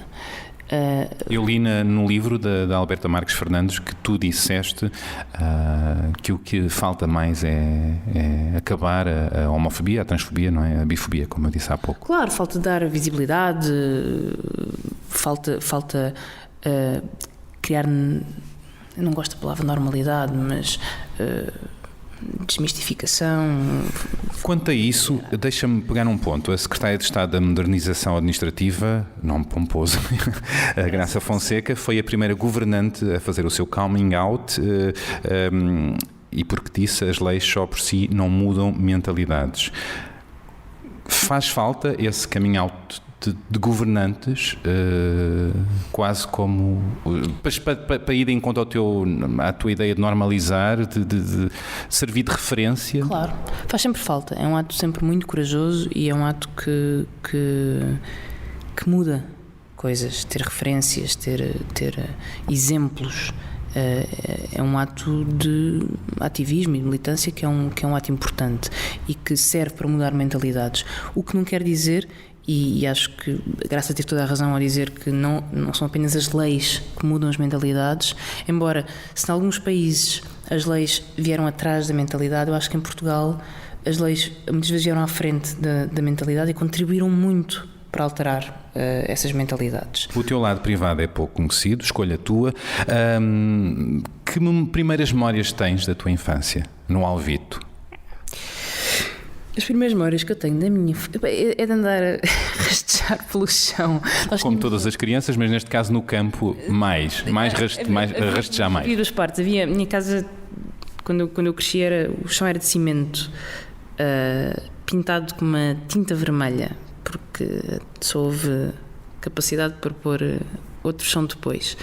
E a tinta vermelha largava tinta, e então a minha roupa estava sempre suja de vermelho, e essa é a memória que eu tenho. Não sei se minha, se construída, porque os meus pais me contavam, era de umas calças de fato de treino, quer dizer, à escala, muito largas, que lá nos punham, e nós andámos ali a brincar no chão. Lembro-me de um parque, também já velhote, daqueles onde os putos brincam, onde as crianças brincam, e obviamente estar cá fora, na terra, brincar, sei lá, plantar salsa, aquelas coisas. O campo, não é? A terra. O campo. Já nessa altura tu eras a miúda que protegia os fracos. Em pequenina já havia isso de querer salvar o mundo? Os meus pais têm um sentimento de justiça e de militância muito forte. Por isso pergunto. Muito forte. Cada um desempenha seu quadro moral e ideológico à sua maneira. Minha mãe é assistente social e, portanto, desempenha todos os dias na sua profissão. O meu pai desempenha nas associações a que pertence, no trabalho político que teve e que tem. E, portanto, nós crescemos muito com esses valores muito, muito, muito incutidos. Do ativismo, do que é justiça, da luta pelos direitos humanos, muito mais do que uma educação teórica. Ou seja, sabia lá eu o que era Marx e a teoria do materialismo, enfim, não foi assim, foi coisas que eu vinha a aprender depois. Mas percebias na prática? Mas sim, muito prática. E já tinhas uma consciência cívica enquanto criança? Sim, isso foi-nos incutido desde E acontecia como? No teu caso, como é que punhas em prática as primeiras ações assim, com esse tipo de consciência? Eu não tenho, ou seja, eu comecei a fazer trabalho numa ONG bastante cedo, mas é a noção do certo e do errado todos os dias e tentar a cada dia distinguir o certo e o errado e agir de acordo com o que está certo. E eu acho que não são precisos grandes atos, muitas vezes, para termos um quadro mental definido. O teu pai, Camilo Mortágua, praticou grandes atos, usando a tua expressão, para combater o regime antifascista. Como eu disse, participou no assalto ao Santa Maria, desviou um avião da TAP, etc. Tu vias o teu pai como pai-herói? Não, essas histórias foram sendo contadas, só me percebi delas muitas vezes mais tarde. Quer dizer, elas estiveram sempre presentes, mas como estiveram sempre presentes, elas eram diluídas entre outras histórias. Não havia a consciência que tinhas um pai que tinha ido mais longe, o pai-herói? Tinha um pai que tinha feito coisas espetaculares e que eram muito... Ou seja, eram fora do comum. Naquelas discussões típicas dos miúdos ou das miúdas, eu não sei, o meu pai isto, o teu pai aquilo, o teu pai era mais super-herói nesse aspecto. Sim. O meu pai é polícia e o teu desviou um avião. Sim, mas nunca houve essa idolatração, ou seja, sempre foi entendido como uma escolha política, uma ação política. Não sei explicar isto, porque eu nunca tive que traduzir isto por palavras, mas não é uma idolatração, há uma compreensão daquilo que foi feito, há uma compreensão da espetacularidade daquilo que foi feito, mas isso não corresponde necessariamente a uma idolatração por isso. E depois, mais tarde, é que eu se calhar percebi mais o sentido político, a importância política que foram aquelas ações que o Luar teve, e da oposição ao regime, mas isso foi mais tarde, com outra consciência política. Vamos dar música à nossa conversa. Eu pergunto-te quais são as músicas da tua vida ou aquelas que te acompanham. Essas são sempre perguntas muito difíceis de fazer. Ultimamente tenho estado a ouvir, desde o verão, o último CD da Rita Red Shoes. Muito bem. Que eu gosto e acho que é um CD que se ouve muito bem do princípio ao fim. Qual é o tema desse disco? É um tema português que é uma inovação que se chama Fé na Vida. E que eu gosto muito. Acho que é uma história muito inteligente. E portanto tem estado assim presente na playlist. Em luta contigo ao chegar primeiro, corremos os dois para fora de nós. À boca de cena cantamos baixinho, mas o medo que sinto deixou-nos a sós. Tenho fé que a vida vá e mude nosso fim. Perco a luta, dou-te o palco e o meu camarim. De luto comigo não escondo a vontade de ouvir-te dizer que ainda esperas por nós. Subimos de tom e um compasso ao lado, crescemos à força e a uma só voz. Tenho fé que a vida vá e mude nosso fim. Perco a luta, dou-te o palco e o meu camarim.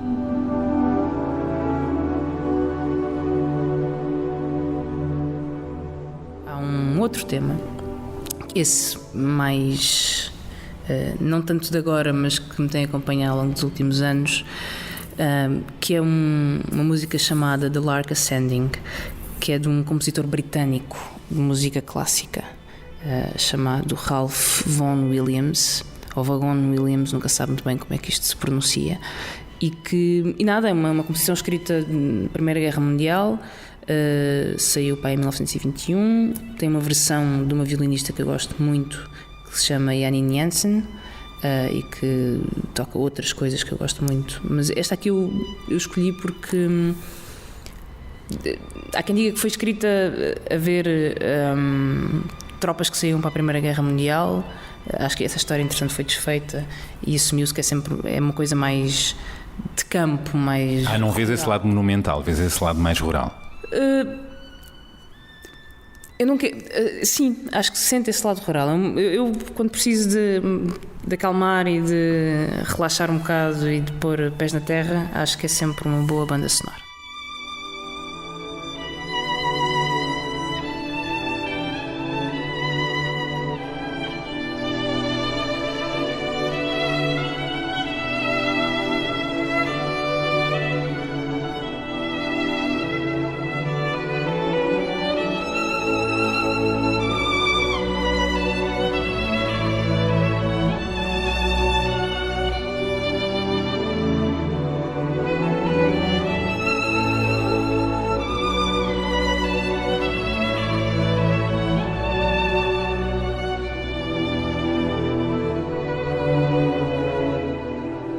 E o amor? És de grandes amores? Acho que na vida temos que ter amor por aquilo que fazemos, por pessoas que nos rodeiam, pelas várias relações que temos e, portanto, acho que sem isso seríamos só assim umas pequenas máquinas. Há quem fale de amor e uma cabana, no teu caso, amor e uma cerveja? Também tenho amor à cerveja, por exemplo. Pronto, eu como sempre que falam de coisas pessoais, eu falo na cerveja, agora parece que não faço outra coisa a não ser beber cerveja. Namorar e beber Não uma é cerveja é um cenário que te agrada? Tudo acompanhado com uma cerveja. Faz sentido. Menos desporto. Eu gosto muito de fazer desporto, mas aí eu dispenso a cerveja. Mas eu gosto, de facto, acho que as pequenas coisas da vida têm importância, e quando nós temos pouco tempo livre, às vezes coisas tão corriqueiras como poder ir jantar fora, ou poder ir ao ginásio, ou ir a um treino de boxe, limpar a cabeça. Ou... Tu fazes boxe? Faço kickboxing, na verdade. Uau, portanto perigosa mesmo. Não sei. Aquela ideia da agente secreta, tu que estás a bater, estás a cumprir todas as cotas. Eu só faço aquilo que se chama sparring, que é treino de combate com a minha treinadora, e portanto eu reservo toda a minha violência descontrolada, porque como eu não treinei o suficiente ainda, sou um bocadinho descontrolada na violência. Aí sem cerveja, não é? Porque senão seria um disparate. Não dá. E portanto reservo para ela essa tarefa. Mas tu tens conseguido sempre esse equilíbrio, sendo uma workaholic? Para mim já é o meu normal, e portanto eu já não, ou seja, eu trabalho muito e reconheço que trabalho muito e gosto muito de trabalhar. Às vezes não é por opção, é porque tenho compromissos que já nem é possível fugir, mas acho que é sempre necessário ter um tempo para desanuviar, para limpar a cabeça, que seja para fazer desporto, seja para estar com os amigos, seja para ir jantar fora, para ir ao teatro, para ir a um concerto. É preciso, não nos podemos alienar da vida dessa forma, até porque é preferível 3 horas a trabalhar bem do que 5 horas em frente a um computador. Consegues sempre esse equilíbrio? Nem sempre, mas esforço-me por consegui-lo. Tens 31 anos, não é? Que grande 31? Grande 31, mas está quase a acabar. O que é que te assombra agora? Fantasmas, medos nesta fase? Eu acho que não, toda a gente, desde que exista, tem fantasmas e assombros, e que normalmente tem a ver com a incerteza do futuro, e acho que isso assombra toda a gente. A minha geração provavelmente acresce esses assombros mais existenciais sobre coisas que não controlamos. O que é que vem aí, não é? Segue-se instabilidade, trabalho, carreira, oportunidades. Obviamente que isso é sempre uma preocupação. Sobretudo acho que a crise marcou muito a mente de quem precisava de trabalho, queria trabalho, ou de uma geração que tem mais dificuldade em garantir esse percurso do que outras gerações. Continuas a lidar mal com os teus erros? Sim, isso há de ir comigo. Isso é uma coisa a melhorar? Podia ser uma coisa a melhorar, porque obviamente os erros fazem parte quem faz arrisca-se a errar muitas vezes. O que é preciso é saber que tomamos sempre as decisões em consciência e mais informados possível, e sobretudo consciência tranquila, e isso é importante. Eu esqueci-me de fazer uma pergunta, é uma provocação, mas volta à cerveja. Eu acho que, chegando ao final do ano, brindes com champanhe, com cervejas também. Sim, eu não gosto muito de champanhe, confesso. Portanto, com cerveja. Tomarias mais depressa uma cerveja com Santana, Rui Rio ou Assunção Cristas? Não gosto nada destes exercícios. Tomaria mais depressa, mas eu duvido que, não sei se algum dos três sequer gosta de cerveja, e portanto provavelmente podiam nem sequer tomar uma cerveja com nenhum, porque se calhar nenhum gosta de cerveja. Mas assim? com a mão nos olhos podes. Com a mão nos olhos podes. A vida tem sido boa para ti? Tem. Claro. Franziste muito assim aquelas perguntas que é difícil responder. É lógico que ter noção do mundo à nossa volta e de tudo o que existe à nossa volta, é lógico que a vida tem sido boa, e é lógico que lá está, é difícil responder essa pergunta, porque cada um responde essa pergunta a partir do seu próprio centro. Mas eu não gosto de perder a noção de tudo o que está lá fora, e de quão difícil é a vida para tanta gente? E, portanto, são sempre perguntas que têm uma resposta diferente conforme o sítio onde estamos a olhar. E se olharmos para a vida em geral e para o mundo em geral e para o país em geral e vemos tanta gente a viver com tanta dificuldade, não podemos achar outra coisa que não que a vida tem sido, obviamente, boa. Mas olhando para o teu caminho, tem sido bom? Tem sido um bom caminho. Acho que tenho conseguido fazer aquilo que gosto, da forma como gosto e, sobretudo, tenho tido a possibilidade de fazer coisas em que acredito e que defendo. E isso é um enorme privilégio.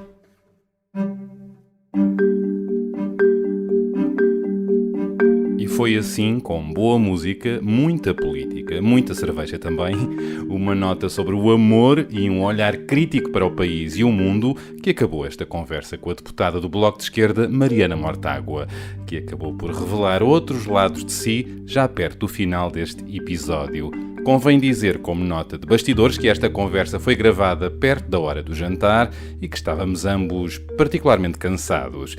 Felizmente entusiasmámo-nos entre tantos assuntos e esta hora acabou por passar num instante. A seguir não fomos os dois beber uma cerveja, era o que faria mais sentido depois disto tudo, mas brindámos virtualmente à vida e aos encontros, como se tivéssemos duas grandes canecas na mão. Depois Mariana teve de sair à pressa na sua mota, a caminho da SIC, para mais uma intervenção como comentadora política.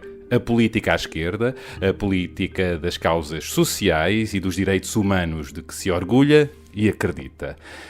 E chegou à altura de eu e o João Santos Duarte, o editor áudio deste programa, comentarmos a conversa que acabaram de ouvir, contarmos mais uma história de um ouvinte e ainda darmos a conhecer os podcasts que andam nos nossos ouvidos. Mas vamos já de seguida aos comentários, até porque eu não sou de intrigas, mas... Eu não sou de intrigas, mas... Mas o quê? Mas tu és um intriguista. Eu? És. Assume lá. Por amor de Deus. Diz lá aqui à gente. Até parece. Intriguista. Tu intrigas ou não? Mas... Olá de novo, João Santos Duarte. Olá, Bernardo. Onde é que está a minha cerveja? Pensei que ia haver aqui agora uma cerveja. Verdade, nós acabámos-la toda. Em homenagem à Mariana Mortágua. Ficaste com vontade? Eu fiquei um bocadinho. Tu preferes as ruivas, as louras ou as morenas? Olha, agora não estava à espera dessa pergunta. Mas com espuma. Bom... Olha, baralhando a conversa, o que é que te ficou no ouvido depois de o que ouviste da minha conversa com a Mariana? Olha, eu gostei bastante da entrevista. A Mariana Mortágua, na minha opinião, é uma daquelas personagens que tu gostes dela ou não, da persona pública dela ou não, gostes ou não, ou concordes ou não com as posições dela, ou o posicionamento ideológico dela. Eu penso que há uma coisa que é um bocadinho incontornável, é que ela, de facto, nos últimos anos foi uma lufada de ar fresco na política portuguesa, não é? E foi um dos rostos da geringonça, não é? Foi um dos rostos da geringonça, não só, quer dizer, a projeção política mediática dela acontece ali muito na altura da comissão do inquérito ao BES, como toda a gente sabe. É interessante ela dizer, quando tu a questionas sobre o facto da posição dela pública, política, o discurso dela ser um pouco duro, não é? Um discurso um pouco, às vezes pode até ser, pode passar um pouco para algumas pessoas como um pouco agressivo. Mas eficaz. Mas eficaz, exatamente, como já vimos, nomeadamente, precisamente no caso do inquérito ao BES. É interessante ela dizer que é assim por ela estar há pouco tempo na política, o que à partida pode até parecer um pouco uma contradição, mas da forma como ela o desmonta é interessante, porque ela diz que, no fundo, se foi isso que eu percebi do que ela diz na entrevista, que ela não tem também ainda aqueles vícios de longos anos da política, muitas vezes aqueles vícios de quem está lá no Parlamento há muitos anos, que tem um certo tipo de discurso, um certo tipo de posicionamento, e no fundo essa irreverência, não é, que ela veio trazer à política é um pouco incontornável, e ainda bem, acho que é bastante desejável, não é? Alguém sacudir um bocado a poeira. E que não teme confrontar os poderosos e perguntar as coisas tal como elas devem ser perguntadas, sem medos, não é? Sim, como recordámos agora também aqui no meio da entrevista com alguns dos sons que pusemos, nomeadamente dessa comissão de inquérito. Eu acho que as pessoas também se identificaram muito com ela, porque eu acho que ela foi muitas vezes perguntar, se calhar, aquilo que nós também gostávamos de estar lá a perguntar, não é? Aquelas pessoas, ao Zeinal, ao granadeiro, ao dono disto tudo, que ela diz que agora está aqui como vítima disto tudo, não é? Essa ironia, no fundo, é muito boa. Todos nós, no fundo, queríamos estar na posição dela e poder perguntar, então, mas como é que isto acontece? Vocês não sabiam que isto estava a acontecer? Claro que sabiam, não é? Por isso, Grande Mariana, não é? Sim.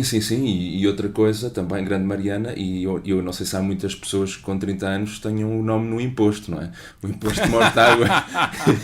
Verdade. É ver aí os casos mundiais, mas eu estou em crer que não deve haver muita gente com tão tenra idade que tenha o seu nome no imposto ou numa lei. É verdade. Qualquer. Bom, e vamos então à sugestão dos podcasts que andam nos nossos ouvidos. Como muitos sabem, não falamos aqui dos podcasts que estão no top do iTunes, esse já tem o seu palco. Preferimos aqui falar de outros, nacionais e internacionais, que importa conhecer. Então, João, eu passo-te a bola, mais uma vez. Qual é o podcast que andas a ouvir esta semana? O que é que sugeres? Ok, esta semana trago um podcast americano. Este é um podcast também de um jornal, como o nosso. Neste caso é do Los Angeles Times. E chama-se Dirty John. O que é engraçado, que a partir do nome até me faz lembrar um trocadilho com uma série, não sei se te lembras, há muitos anos. Dirty Harry. Dirty Harry também, mas para manter o John havia uma série, não tem nada a ver, mas que era o Dear John, que era uma série que dava no Canal 1, eu lembro-me quando eu era miúdo, pá, aí, sei lá, já nos anos 80 ou isso, e que eu queria sempre ver, ainda por cima era o John, o João, mas dava às 10 da noite e a minha mãe quase nunca me deixava ver porque tínhamos que ir para a cama cedo. Mas então o Dirty John é um podcast, eu trouxe aqui só a descrição. Não é Naughty John. Não é Naughty, Dirty. Eu trouxe aqui só a descrição para vos ler, para lançar assim já um picante. Uma história verdadeira sobre sedução, decepção, perdão, negação e no limite de sobrevivência. E então o que é que isto é? Este é um podcast feito por um jornalista, feito por o Los Angeles Times. O jornalista é o Christopher Goffard, que é repórter há 20 anos. E isto surgiu-lhe ao ler uma notícia num jornal local de Newport Beach sobre um homicídio. E qual é que é aqui o problema? É que nada se passa nunca em Newport Beach e haver um homicídio na altura chamou-lhe a atenção. Ele foi investigar e este podcast conta-nos a história. É um bocado recambolesca, mas a história é de uma mulher de 59 anos chamada Deborah Newell, com 2 filhas. Ela é designer de interiores e ela conhece um indivíduo chamado John, este é o nosso Dirty John, que é o John Meehan, num site de dating, num site de encontros online. Ele é incrível, ele é médico anestesista, tem não sei quantas casas, carros, passou um ano no Iraque a ajudar na Associação Médicos Sem Fronteiras. A história dele é incrível, mas a questão é, será que ele é quem ele diz que é? Vão ter que ouvir o podcast para perceber. Ele está muito bem construído. Em jeito de série. Sim, da tem vida real. 7 ou 8 episódios, mas é uma história real, obviamente com muitos contornos. Ele é classificado como podcast True Crime, no fundo senta do Serial ou outros assim, mas o próprio jornalista já veio dizer que não gosta muito dessa classificação porque não... Rótulos, não exato, vale a eu pena. não gosto de rótulos. Então vamos ouvir um certo? Vamos ouvir um certo. Who you marry might be the most important decision of your life, but it can also be the least rational. Maybe loneliness plays a role, maybe lust, maybe forces we don't grasp at all. It's guesswork and blind intuition. He was quite excited and kept saying, I can't wait to be married to you, and just, I'm so in love with you, and so on. I was a little more nervous. Deborah is a successful interior designer. She tells everybody about the handsome doctor she met online who seems to live only for her. We would take a walk, he would hold my hand and want to hear all about my day. John makes her feel alive again. He came off as the perfect husband. But her family doesn't like John. To be honest, his story about having the 3 cars and the house, it didn't make a lot of sense to me. I called BS on that. Like, why does a practicing anesthesiologist never seem to have any money? When he leaves the house in his blue surgical scrubs, where does he go all day? Muito bem.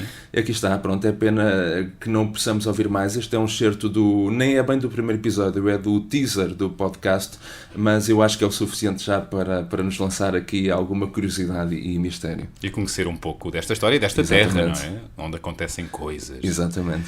Eu, por o meu lado, sugiro um podcast canadiano da CBC, que é a rede pública de rádio e televisão do Canadá, como a nossa RTP, e mais uma vez escolhi um programa com storytelling em podcast. Desta vez é sobre o amor. Estavas a sentir falta. Sim. Todos nós queremos ser amados, não é? E que dê certo, as nossas relações emocionais corram bem, mas nem sempre é assim. Pois é, e é aqui que entra o podcast Love Me, que aqui partilha os testemunhos mais variados de pessoas comuns, que mostram como as relações humanas podem ser maravilhosas ou profundamente disfuncionais e confusas. Nós sabemos disso, não é? Sim, quem não sabe disso. Relações entre pais e filhos, amigos, casais, amantes e há até animais envolvidos no episódio. Gostaste da pausa? Há amor... Sabe o que é que vem aí? Já vais ouvir, lá está. Maroto. Há amor, há traição, há doença, há dor, há vida. Há de tudo em Love Me. Como o caso de 2 perfeitos desconhecidos, eu gosto desta. Esta história achei muita graça. Que me lembrou Her, o filme. Sim, sim. 2 perfeitos desconhecidos, um rapaz e uma rapariga que se conhecem por acaso no Haiti, têm um flash, uma química na piscina, acabam por se envolver. Ele só fala francês, é militar, ela só fala inglês. Depois ele parte para outro país. Bem, eles envolvem-se, enfim, há a linguagem universal, não é? Depois ele parte para outro país, em missão militar, e começam a comunicar usando o Google Translator. E começam a ouvir a voz sintética do Google. Portanto, traduzem-se e ouvem-se e, portanto, este episódio é ouvirmos uma voz sintética deles a tentarem comunicar um com o outro. Claro que há entre isto muito lost in translation, não é? Mas o amor acaba por vencer. Incríveis. Têm que ouvir este episódio e outros. É muito bom. O amor acaba por vencer desta vez e eles estão casados e, portanto, o final do episódio é maravilhoso. Há também, por exemplo, outro caso, outro episódio de uma rapariga que um dia abriu às escondidas o diário do namorado, uma relação recente. Ele estava no duche, ela tinha acabado de dizer que o amava e não resistiu, quis abrir o diário para ver o que é que ele tinha comentado e leu... Normalmente não é boa ideia. E não foi boa ideia. Lá está. Não vou revelar muito mais, não foi boa ideia. Ela, durante uns tempos, passou a usar o diário dele como guião, lendo às escondidas, e estava sempre... Pronto, ela às tantas já não era ela. Ela era qualquer outra coisa que deu porcaria, não é? Enfim, quando deixamos de ser nós próprios, enfim, passamos a ser sintéticos, como o Google Translator. Mas é melhor ouvirem um excerto deste podcast. I woke up the next morning and I had an email waiting from him. It started, "Hello, miss!" ! Hello, miss. How are you? How are you? I was happy. Us encounter. He had just typed out an email in French and fed it into Google Translate. We started just emailing each other back and forth. He complimented me on my beauty. You are beautiful. And my horn beam. Your horn beam is very appealing. What is a horn beam? And he said, Google Translate says it means charm. And I said, no, it doesn't. It doesn't. It definitely doesn't. He was working and I was working, so we couldn't see each other. But we were writing like 10, 20, 30 emails to each other a day through Google Translate. I want your magnet. Excuse me? There's something about you that's magnetic. Are you flirting with me? Absolutely. Aqui tem um cheirinho, não é? Olha, Amor, muito- amor e desamor e Muito outras curioso, variáveis, não é? Fiquei curioso para ouvir, vou tentar ouvir. Já não sei onde é que uma pessoa arruma tantos podcasts, mas... Sabes, eu ando a arrumar isso nas pois, filas tem do que ser. supermercado, a arrumar a casa. Pois é como eu, é no comboio, Exato, no autocarro, no enfim, ginásio. a caminho da casa de alguém, enfim, no carro. Bom, este é um podcast das premiadas Mira Burt Wintonick e a Crystal Duheim. Enfim, perdão a ambas, eu pronunciei mal. Se elas estiverem a ouvir, exato, através do Google Translator. Não é? Elas têm uma larga experiência na rádio e o amor, não é, João? O amor é sempre uma excelente matéria para contar histórias, não é? Sim, é verdade, é um motor incrível. E chegou a altura de partilharmos o 6º testemunho da rúbrica Toda a Gente Tem Uma História. E eu sei que vocês estavam à espera também deste momento. Já vamos no 6º, imagina, no Já sexta história. É incrível. É incrível, extraordinário. Desta vez quem nos conta é a Ana, uma empresária de Lisboa que prefere não contar mais sobre si porque o que partilha é demasiado delicado e diz tudo o que importa dizer. A Ana pensou muito se devia contar-nos esta sua história, que tem contornos muito íntimos, tristes e até chocantes. Mas decidiu fazê-lo porque acredita que com isto pode ajudar muitas outras pessoas que nos estejam a ouvir e que tenham passado pelo mesmo. Esperamos que sim. Dado o caráter tão íntimo deste relato, eu cheguei a pedir à Ana que fosse ela a gravar com a sua voz a sua história, mas a Ana pediu-me que fosse eu a fazê-lo, que ela não conseguia. E a tarefa não foi fácil, confesso. Espero ter conseguido passar bem a sua mensagem e o relato. E porque toda a gente tem uma história, esta é a história da Ana.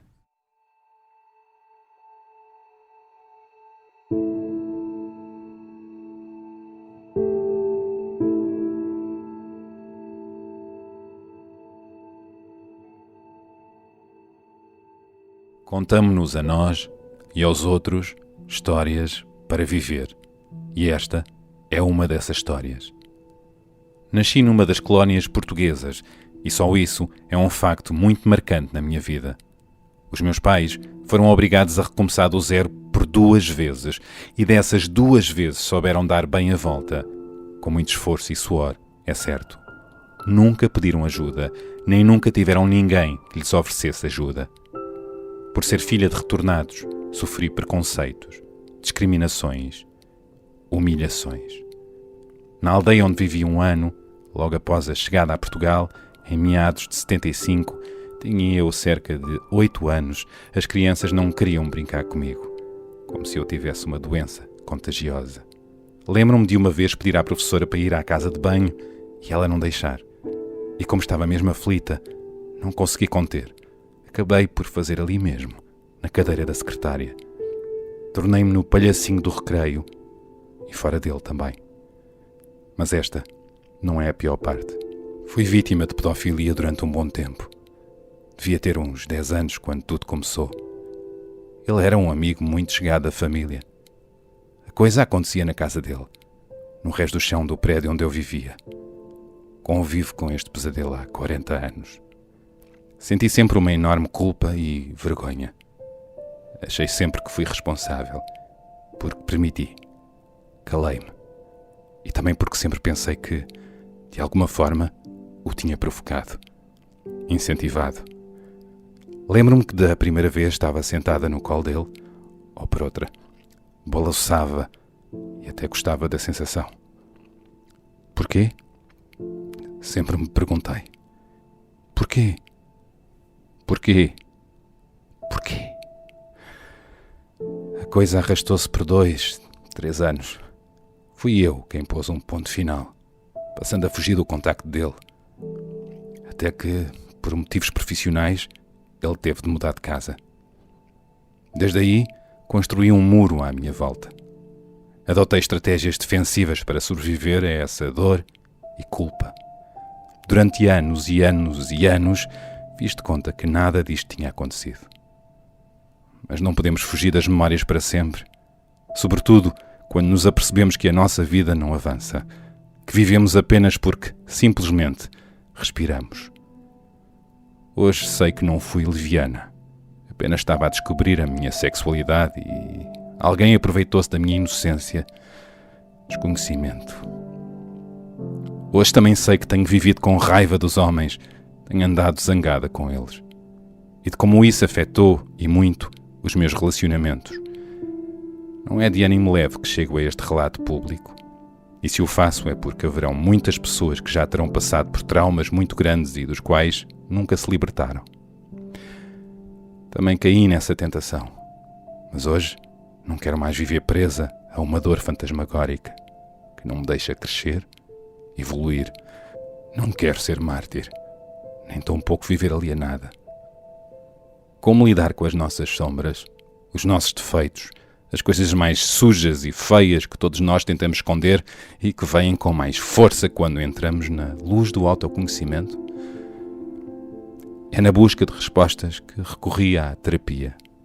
No meu caso, e por sugestão de alguém próximo, optei por uma ajuda sustentada pela PNL, Programação Neurolinguística. Este tem sido um ano de grandes provações, povoado por muitas dores, mas tem valido a pena, sobretudo a conquista da minha atenção para comigo própria. Estou a redescobrir-me. Não tem sido fácil, tenho de reconhecer, mas estou a aprender a amar-me e começo a gostar da sensação libertadora que isso me causa. Como dizem gentes de grande sabedoria, a pérola nasce do sofrimento da ostra. O meu nome? Simplesmente Ana.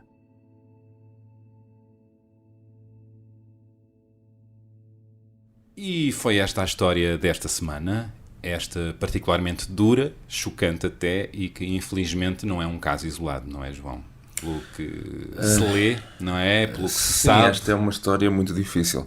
Na verdade, há ali duas histórias, uma inicial um pouco mais curta, que é aquela experiência que ela conta de ser filha de retornados e de todo o preconceito e alguma exclusão social que passou na altura, que é algo que muitas pessoas daquela geração viveram. A Dulce Maria Cardoso conta isso num grande livro, não é? E é uma marca, precisamente, por exemplo, e é uma marca que fica para sempre, porque se fica, no caso, na altura dos adultos, então quando és criança e não percebes muito bem porque é que isso acontece, enfim, é complicado.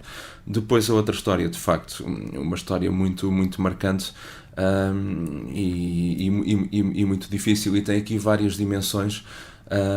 E eu estava a ouvir esta história e estava a lembrar-me também de uma série documental que vi desculpem, na Netflix, que gostava de sugerir, e o que me fez lembrar isso também foi o facto dela ter contado quando ela estava a ser alvo daquela situação e daqueles abusos, que ela, enfim, não compreendendo muito bem o que lhe estava a acontecer, porque, enfim, é muito nova, mas que sentia ao mesmo tempo uma enorme culpabilizava-se a ela própria, não é? Por não estar a perceber o que estava a acontecer. E é o que normalmente acontece às vítimas destes abusos.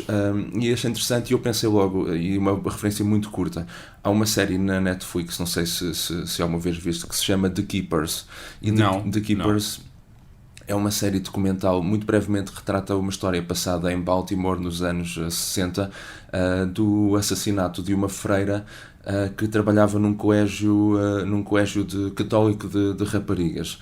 E o primeiro episódio começa com a história da morte dela, tudo normal, até aqui parece uma simples história de crime e vamos descobrir quem é o assassino. E a partir do segundo episódio, à medida que a história se desenrola, tu começas a perceber que há ali um esquema instalado no colégio de abuso sexual das alunas menores por parte de um dos padres. E que essa freira terá descoberto isso e terá sido por isso que terá sido assassinada. A Igreja tantas vezes comprometida com histórias deste género. Sim. E eu lembrei-me disto por causa desta história, porque de facto uma das coisas que as raparigas, hoje mulheres, já crescidas, isto repara foi há 50 anos, referem na altura a essa noção de culpa. Na altura elas culpabilizavam-se elas próprias. E a série é muito marcante. Eu vou-te confessar, eu vi o segundo episódio e eu não consegui continuar a ver aquilo de seguida, porque eu fiquei tão afetado, fiquei Não é fácil. Imagino. Pronto. E outra coisa, só para terminar, outra coisa, e que também vem referido aqui, é essa questão do esquecimento, que é tu tentas reprimir essas memórias ao ponto que muitas das vezes as pessoas enterram aquilo num sítio tão fundo no seu consciente e acabam por transportá-lo exatamente a vida depois inteira, não é? e ela refere, que a Ana refere que se calhar hoje em dia muitas das atitudes delas, muitos do pensamento em relação aos homens, a zanga com os homens vem daí, e também aconteceu nesta série. Aliás, aconteceu uma coisa interessante, que é muitas das vítimas, anos mais tarde, elas não se lembravam, e isto começou por uma que começou a lembrar-se do que lhe tinha acontecido. Aquilo estava tão reprimido, ela tinha feito tanto esforço para esquecer essa experiência tão traumática, que ela esqueceu-se e de repente começou a lembrar-se, mas isto e aquilo e tudo mais. E pronto, eu recomendo essa série em relação a esta história, é de facto incrível, e espero que também sirva se calhar para outras pessoas que tenham tido a mesma experiência e sofrido o mesmo abuso, para também partilharem a sua experiência e alertarem para estas questões. Verdade. Obrigado à Ana pela generosidade e pela porque partilha. é preciso generosidade e muita coragem. Coragem. Uma nota positiva, a Ana contou-me que com este texto e a terapia de PNL se libertou finalmente deste seu fantasma, ainda bem.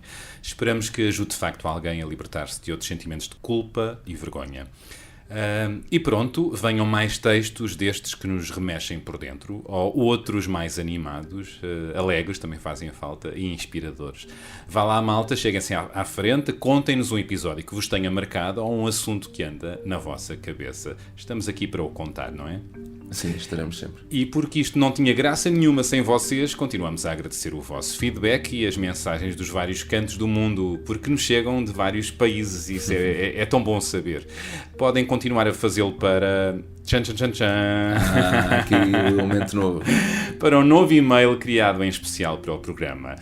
Atenção, mandem as vossas mensagens e histórias para abelezadaspequenascoisas@empresa.pt.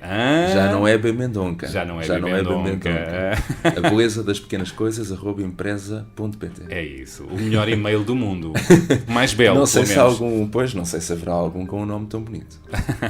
É com prazer que vos lemos e conhecemos cada uma das histórias de vida que nos relatam, porque este podcast, como vocês sabem, também é vosso. Se quiserem, podem também gravar com a vossa voz o que escolherem partilhar. Tentaremos aqui incluir algumas dessas gravações. E como é hábito, temos encontro marcado na próxima sexta com mais um convidado com outros mundos, outras histórias para nos contar. Até lá, assinem o programa, deixem os vossos comentários e sugestões, opiniões, classificações, corações e estrelas no iTunes e SoundCloud. Ou então, João, enviem-nos postais. À antiga, por exemplo, porque não? Para o Expresso. Eu gostava de receber uma carta, não gostavas de Eu receber gostava, uma carta? e se não sabem a morada é googlar, hein? Ou então, lá está, os cheesecakes e os bolos rainha, que ainda estamos a tempo de receber, bem acondicionados. Bem acondicionado. Estamos a brincar. Claro As vossas mensagens são mesmo o que nós gostamos de receber. E os corações. Seja o que for, manifestem-se. E nunca é demais dizer, se gostaram deste episódio, falem deste podcast aos vossos amigos e conhecidos nas redes sociais ou fora delas, para que eles também o possam ouvir. Como sempre, este podcast teve edição do João Santos Duarte, este camarada que esteve aqui à conversa comigo, e contou com uma ilustração do Mário Henriques. Eu sou o Bernardo Mendonça, despeço-me com um até para a semana e boas conversas. E uma cerveja na mão. Grande final. Isto merece um brinde, brinde virtual. Vá, um brinde, vá. Até para a semana. Até para a semana.